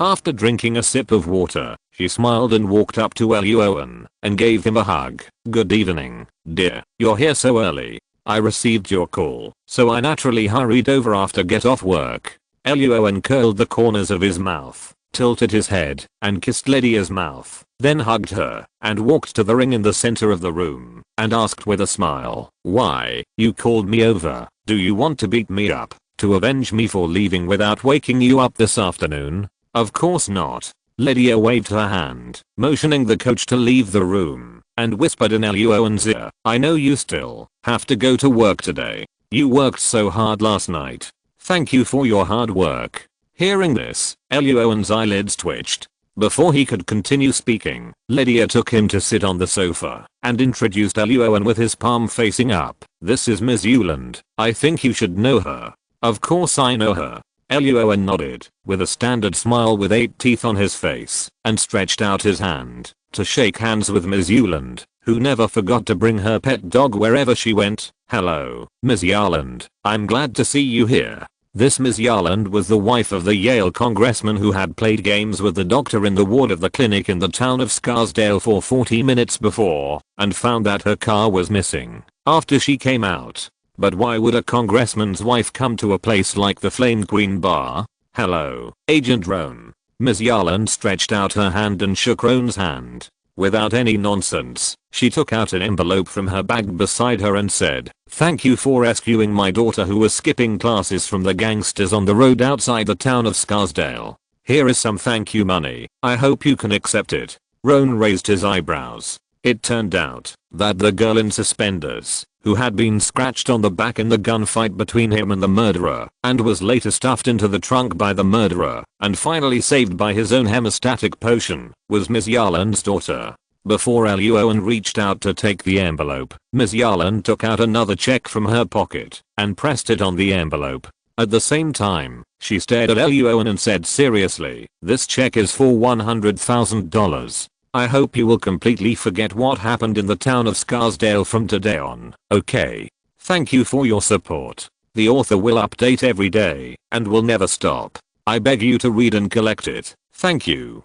Chapter 47 The Hidden Story Behind the Case. Please vote for recommendation. Ms. Yuland, you don't want to either. Pa. Luo An hurriedly stopped the island-style words echoing in his head took the envelope and the check, looked at the amount inside, and smiled. "No problem, Ms. Yarland. I don't remember where the town of Scarsdale is." Hearing Luo An's words, the expression on the face of the congressman's wife completely relaxed, and the hand holding the bag slowly loosened. Before coming here, Yuland was actually prepared for Luo An's lion's mouth, and even made the worst plan. But seeing that Luo An agreed so quickly, his ordinary handsome face only stared at the US dollars, and ignored him at all. He felt a little unhappy. What's going on? Luo An didn't know what the woman with a pet dog in front of him was thinking. After seeing the 50,000 US dollars in the envelope, he suddenly remembered something, so he looked up and asked, "By the way, Ms. Yarland, I was not alone at the time.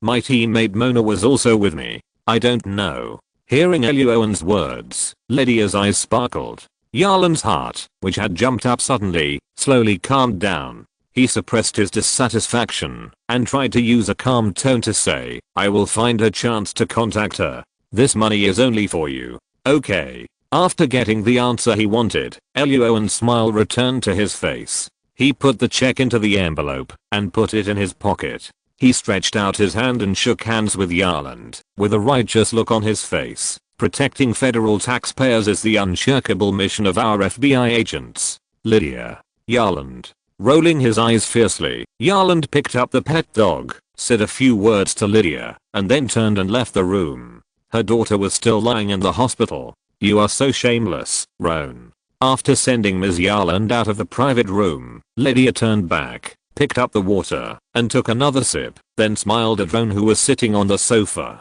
"Don't you feel embarrassed when you say such things?" "As long as I don't feel embarrassed, then it's others who are embarrassed." Roan stretched out his hand, hugged Lydia in his arms, lowered his head, and asked with a smile, "By the way, how did you know Ms. Yarland?" "I run a bar. Isn't it normal to know a congressman's wife? It's just that we don't contact each other often." Lydia broke free from Roan's arms, turned her head, and asked with a smile, "But I didn't expect that she contacted me today and asked me to contact you. By the way, can you tell me secretly what happened in the town of Scarsdale you mentioned?" In fact, after knowing that the girl in suspenders was Yarland's daughter, Roan simply connected everything that happened that day and had roughly deduced the truth. Ms. Yarland went to the doctor in the clinic for a physical examination. Because the number and time of the examinations were too long, it attracted the attention of the girl in suspenders. But the sling girl was just suspicious, without evidence, so when Yarland went out for another physical examination, she chose to skip class and drive to the clinic. On the one hand, it was to verify her thoughts, and on the other hand, she might want to talk to her mother. But she didn't expect that. As soon as she entered the town of Scarsdale, she met Luo An and the gangsters shooting passionately, and her back was injured. The sling girl still had her own goals at this time, and the wound was not serious, so she didn't choose to make a big deal, but took the opportunity to go to the clinic with the wound. At the door of the clinic, the sling girl saw her mother's car. When the clinic nurse helped her deal with the wound, she might have heard what happened in the ward. So after dealing with the wound, the angry sling girl got into her mother's car and prepared to give her mother a surprise. But what she didn't expect was that the gangster who had shot with Luo An before also set his sights on this car after stealing the medicine in the clinic. So the sling girl was injured and thrown into the trunk of the car. The following is a story of Luo An and the gangsters driving and shooting, and finally finding the sling girl. When Ms. Yarland learned that her daughter had appeared in the town of Scarsdale and was beaten by gangsters in her car, she should have guessed what happened to the girl in suspenders today. Roan didn't know whether Ms. Yarland regretted it or not, but he knew that Ms. Yarland finally chose to keep her mouth shut by paying money to prevent these things from being passed on to her husband, a Yale congressman, from the mouths of outsiders. "No, Lydia." Roan briefly went over the whole thing in his mind, then pointed to the check in his pocket and shook his head and refused. "You know, I just got the thank you money from Ms. Yarland." "Really?" Lydia asked again. "Really?" Roan shook his head and refused. He was a man of integrity. He always kept his word when it came to the 4 words of taking money to do things. Hearing this, Lydia's mouth corners slightly raised, her mouth close to Luo An's ear, whispered, "As long as you tell me, tonight HMM, Luo An's eyes lit up when he heard this, licked his lips, tilted his head and asked, "Are you sure?" "Of course."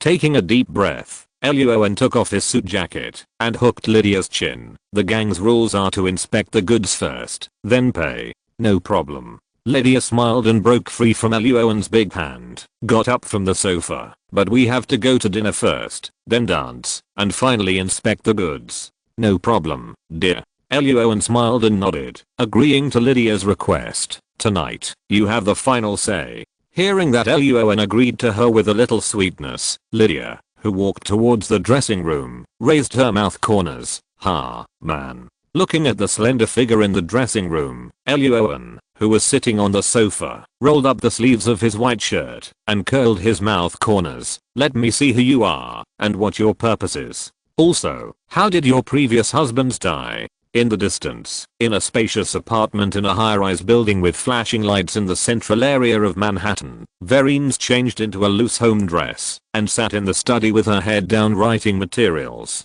Ding, the computer next to her suddenly rang. Vereen's turned to look at the computer and found that it was an email. Seeing the signature of the sender of the email, Vereen's frowned immediately. This signature has never sent her good news. Sure enough, when she opened the email, the content inside made Vereen's grit her teeth and her eyes were full of anger. Regarding the application of Agent Roan Greenwood to join the Columbus Foundation, the proposal is rejected. Without hesitation, Vereen's immediately picked up the phone next to her, pressed the number that had rotted in her heart, and dialed it. Soon, the phone was picked up by the other end, and Vereen said directly, "Give the phone to Mr. Clement." Okay. After waiting for a few minutes, a voice finally came from the other end of the phone.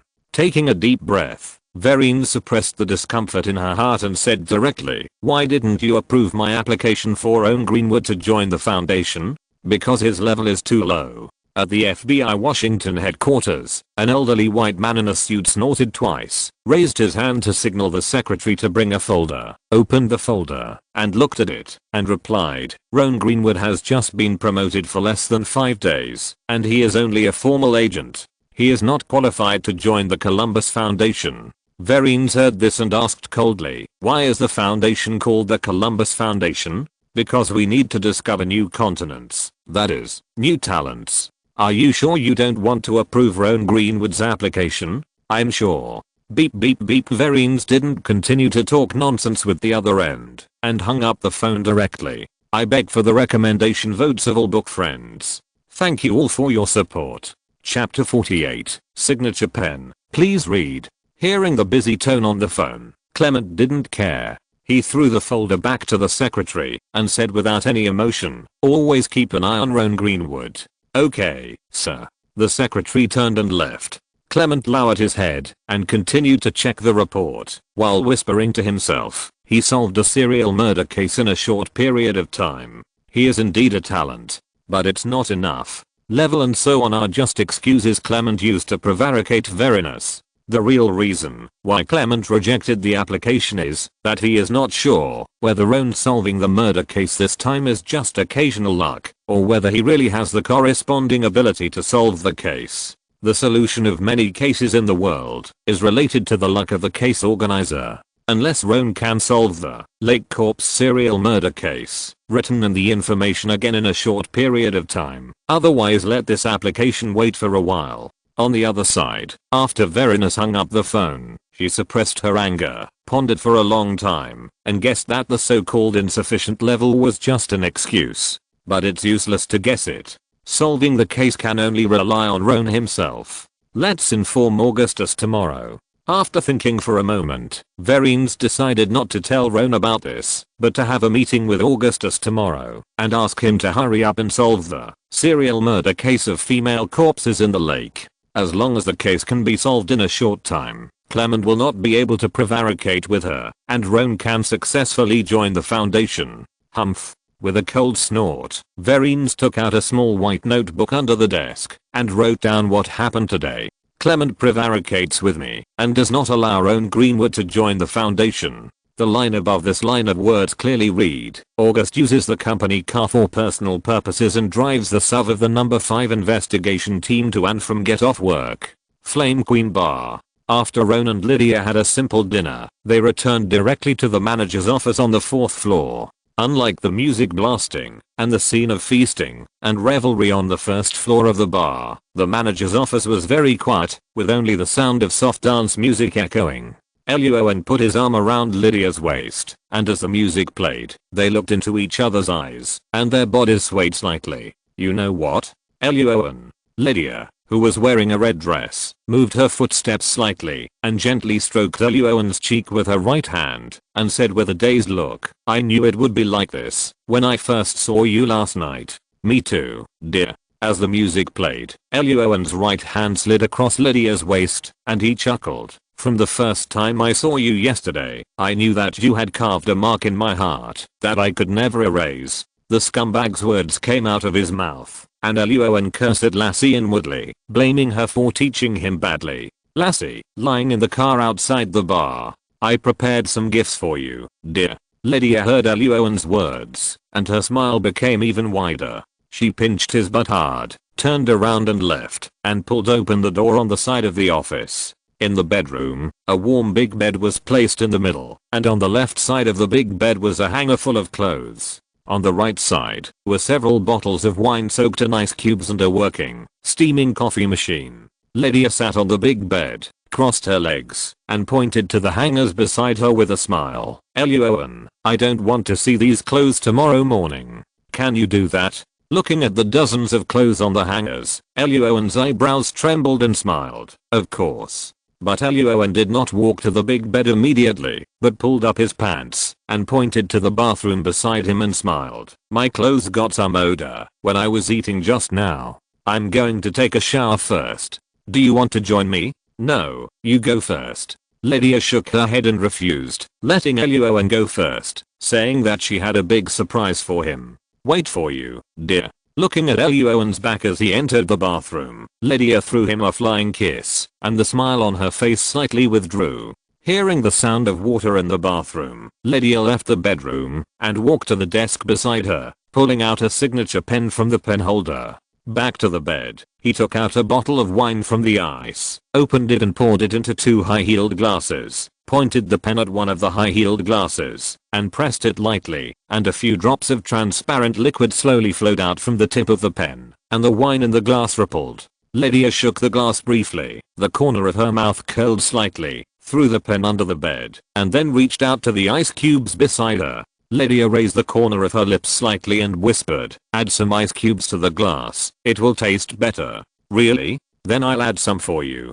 Luo An picked up an ice cube next to Lydia and gently put it in the glass. Lydia, seeing the other party's face full of shock and helplessness, Luo An's smile remained on his face. What's wrong, honey? Don't you want ice cubes? Before this, Luo An still had a little hope, hoping that Lydia was just simply greedy for his body and had no other thoughts. But relying on the killer ability of his previous life, Luo An walked out of the bathroom quietly. When he saw Lydia adding something to the wine glass, he couldn't help but sigh in his heart. If nothing unexpected happened, the deaths of Lydia's previous husband should not be accidents. But Luo An was very confused. Why did Lydia target him? He now has no money, no house or car.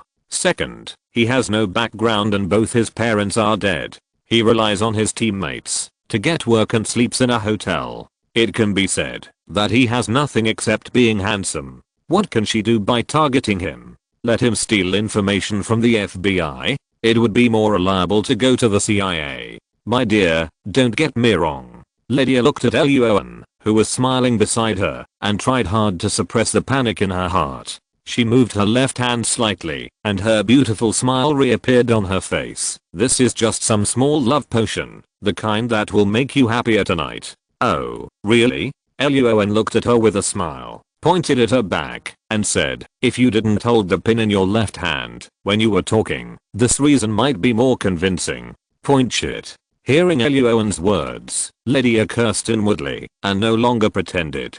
A cold light flashed in her eyes, and she threw the wine glass at Luo An's face with her right hand to block his sight. At the same time, her left hand followed up, and stabbed Luo An's neck with a pin. The move was simple and practical, without any delay. Unfortunately, Luo An had never given up on guarding against Lydia, since he saw that the other party had put drugs in the wine glass. At the moment when the other party attacked, Luo An immediately picked up another wine glass on the table and blocked his neck to block the pin in Lydia's hand. At the same time, he grabbed Lydia's right hand, pointed the opening of the wine glass towards herself, and shook it hard, and the wine instantly splashed all over Lydia's face. Ding-ling-ling, Lydia fell to the ground with her buttocks. Luo An's cell phone suddenly rang. He took it out and saw that it was Lassie. Hello. Please read it again. Please read it again. If you're listening to this novel on a channel other than Fanfic World, it means they downloaded and uploaded it without effort. We cordially invite you to visit our channel, Mundo Fanfic Novelos. There you'll find the original version of this story and you can explore many other novels of various genres. We're waiting for you to immerse yourself in a world of incredible novels. Chapter 49 NSA. Please read. You're still alive. Thank God. Hearing no strange sound coming from the other end of the phone, Lassie snorted coldly. Haven't you started playing games with Lydia yet? Or is it over? Your last sentence is an insult to me. Luo An rolled his eyes. I'm fine. Let's talk later. After hanging up the phone, Luo An bent down to pick up the pin that fell on the ground, looked at the tip of the pin with an unnatural blue glow, and smiled. You really gave me a big surprise tonight, dear. What is this? Some kind of neurotoxin? Fouquet. Lydia, who was slumped on the ground, cursed inwardly, wiped the wine off her face, looked up and rolled her eyes at Luo An fiercely, and then explained in a flat tone. It's not a toxin, it's a drug that can make people faint quickly. Just faint? Luo An's eyelids moved, and he bent down to look at Lydia, whose makeup was a little smudged, but still very beautiful, and smiled. Do you think I believe it? Lydia snorted coldly, lifted her hair to reveal her snow-white neck. You can try to prick me. Okay. Hearing this, Luo An's eyes flashed, and then he raised his hand and stabbed Lydia's neck with a pin. Feeling the faint stinging from her neck, Lydia's eyes widened instantly, but as soon as she said a word, her eyes rolled back, and she fell backwards. Reaching out and touching Lydia's conscience, he confirmed that her heart was still beating, and she was not dead. Luo An nodded. It's really not a toxin. When Lydia said that the pin was not toxin and lifted her hair, Luo An believed it half. Some people would risk their own lives, but women like Lydia are obviously not that kind. At the same time, Luo An also judged that Lydia's true identity is very likely not an agent, let alone a spy. High probability, not 100%. The reason is simple. Lydia is rich, beautiful, and has a good figure, and she is not old at the age of 30. What she eats and uses is not the most expensive in the world, but there is no cheap stuff either. Everything in life is aligned with the word enjoyment.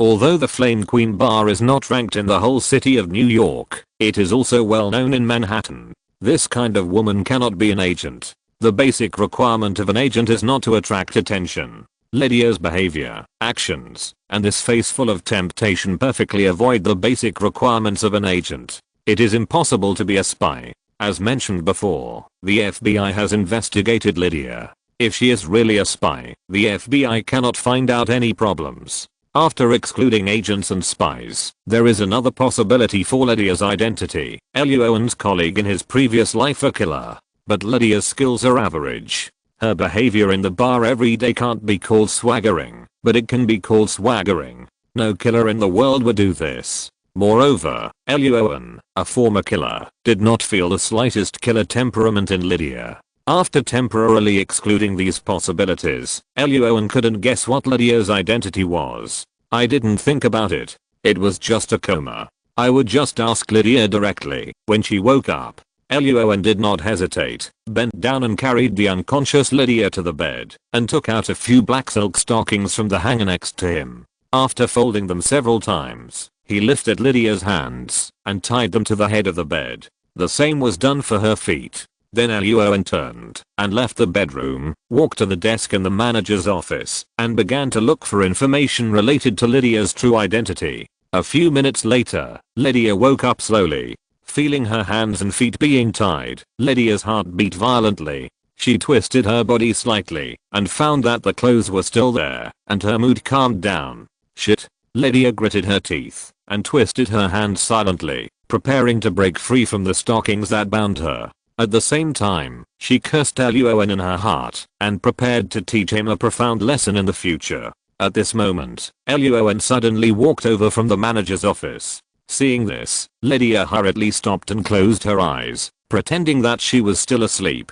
Don't pretend, dear. Instead of playing the game of guess if you're awake with Lydia, Roan took a pen that he found in the secret compartment of his desk and that Lydia had thrown under the bed. Holding it in his hand, Roan sat down next to Lydia and said with a smile, "Since you're awake, let's talk. Let's talk about it. First question, who are you?" Lydia opened her eyes full of anger. Just as she was about to curse, Roan pressed down the pen. A drop of liquid flowed out of it and dripped on Lydia's cheek. Roan's tone was kind and his smile was warm. "Don't say bad words, dear."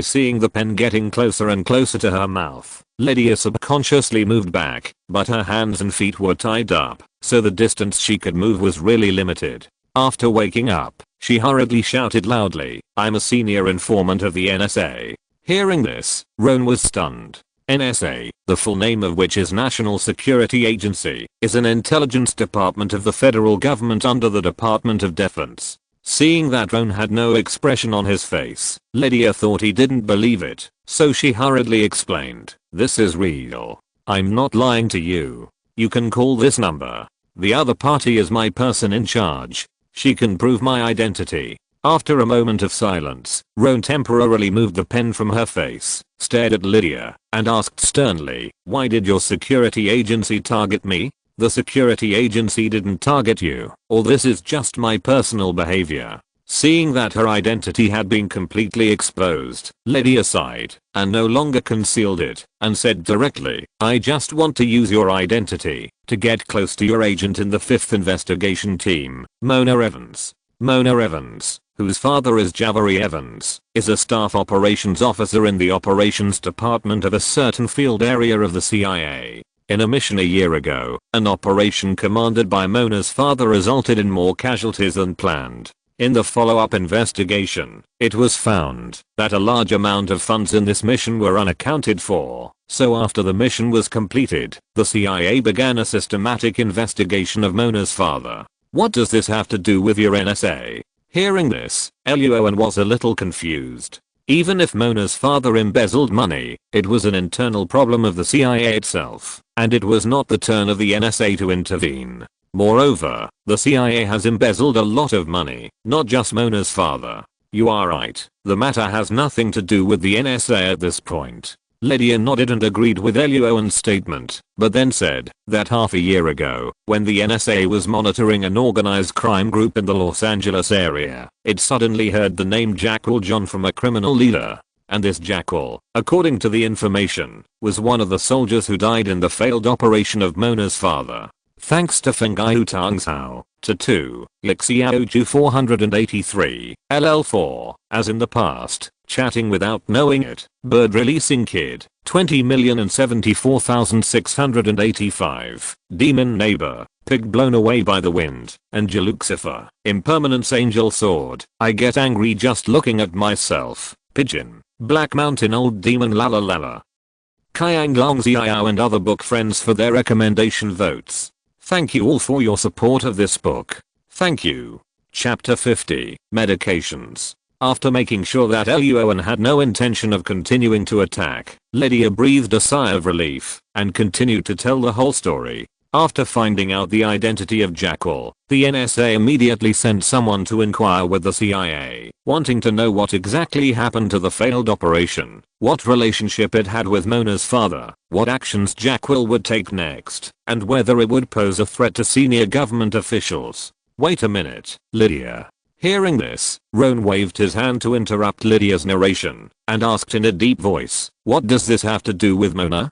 And, what does this have to do with me?" Lydia was a little unhappy with being interrupted, but when she saw the pen in Roan's hand, she hummed twice, changed to a more comfortable posture, and explained, "I said before that Mona's father has worked in the CIA for more than 30 years, and the NSA can't find any useful clues on this old agent. So they began to monitor Mona Evans, hoping to find a breakthrough in his daughter. Ron frowned when he heard this. He didn't expect that Mona, an FBI agent, actually had a CIA father, and he was also monitored by the NSA. Wow, the American Intelligence Organization came here to hold a meeting? Having said that, Lydia saw Luo An's uncertain expression and her voice slowly stopped. HMM. As soon as the voice disappeared, Luo An's attention was immediately restored. He picked up the pen and put it back on Lydia's cheek and asked in a deep voice, "Go on, what do these things have to do with me? Why are you targeting me? This is actually an accident, Luo An." Seeing Luo An's face change faster than her own, Lydia snorted in her heart and cursed, but she still explained honestly, "After I heard about this from my supervisor, I thought about how to get close to Mona and build a good relationship with her, so as to try to get some useful clues. According to the agreement, as long as I can get some useful clues, I can get a large sum of money from the supervisor. But in the process of investigating Mona, I found that this woman is just as difficult to deal with as her father. She has no boyfriend or girlfriend, and she goes shopping alone. She ignores people who approach her. She only spends her days with the computer, and I really can't find a suitable reason to approach her. A few days ago, I learned that Mona suddenly became a formal agent from a trainee agent, and the person who helped her was named Luo An Greenwood. So you decided to get close to me, use me as a breakthrough point, get close to Mona, and then use Mona as a breakthrough point to investigate Mona's father, right?" Following Lydia's words, Luo An took over, and then was unusually speechless. What is this? Playing a game? In order to defeat the big boss, you have to play copy A first, and in order to pass copy A, you need to pass copy B. Seeing the speechless expression on Luo An's face, Lydia was also very aggrieved. What can she do? Mona is just like her father, cautious and careful, always on guard against others, and she has no way to get close to her. If Luo An hadn't appeared, she would have wanted to give up this mission. From the information she collected, Luo An, who helped Mona, could become her friend. The remaining Lassie, Reed and other members of the number 5 investigation team are just teammates to Mona. After figuring out the ins and outs of the matter, Luo An plans to talk to Mona at work tomorrow and ask her to be more careful in the future, and then turn his eyes back to Lydia, with a smile slowly appearing on his face. "What are you going to do?" Seeing the expression on Luo An's face, Lydia's heart skipped a beat and she quickly retreated. She could see now that Luo An was definitely not as kind as he seemed on the surface. When he encountered something unfavorable to him, his expression changed as quickly as those guys in the NSA. No, he was even scarier than those people in the NSA. At least when the NSA interrogated others, they would not smile. "Don't worry, Lydia, as long as you answer a few questions, I won't do anything to you." Seeing Lydia's panicked expression, Luo An helped her brush away the broken hair on her forehead, raised the pen in his hand with a smile, and asked, "I'm just a little confused. What exactly is the liquid in here? Why are you so scared?" "This." Lydia's throat tightened, and she swallowed her saliva and explained, "This is really just a love potion that can make you happier." "Are you sure?" "I'm sure." Seeing that Lydia didn't let go, no matter how he asked, Luo An felt that this potion was not simple, so he stood up and walked to the side, with his back to Lydia, and took out 2 new high-heeled glasses. He also took out the sensitive agent from the system. Turning around, Luo An walked to the big bed and poured some wine into 2 goblets. In front of Lydia, Luo An poured all the liquid in the pen into the goblet on the left, and all the sensitive agent in the small glass bottle into the goblet on the right. After shaking it gently a few times, Luo An walked to Lydia with the 2 goblets and smiled. "If it is really a love potion, how about you choose the one on the left?" Lydia rubbed the stockings that tied her with her hands frantically, and her face was about to cry. "Luo An, dear, I was wrong. I'm sorry. Don't choose. Okay, you can play as you like tonight. Anything is fine." Luo An frowned. "Why does it sound like I'm forcing others? I'm not a bad person. I'm obviously the victim. If I hadn't reacted quickly, maybe I would be tied up now."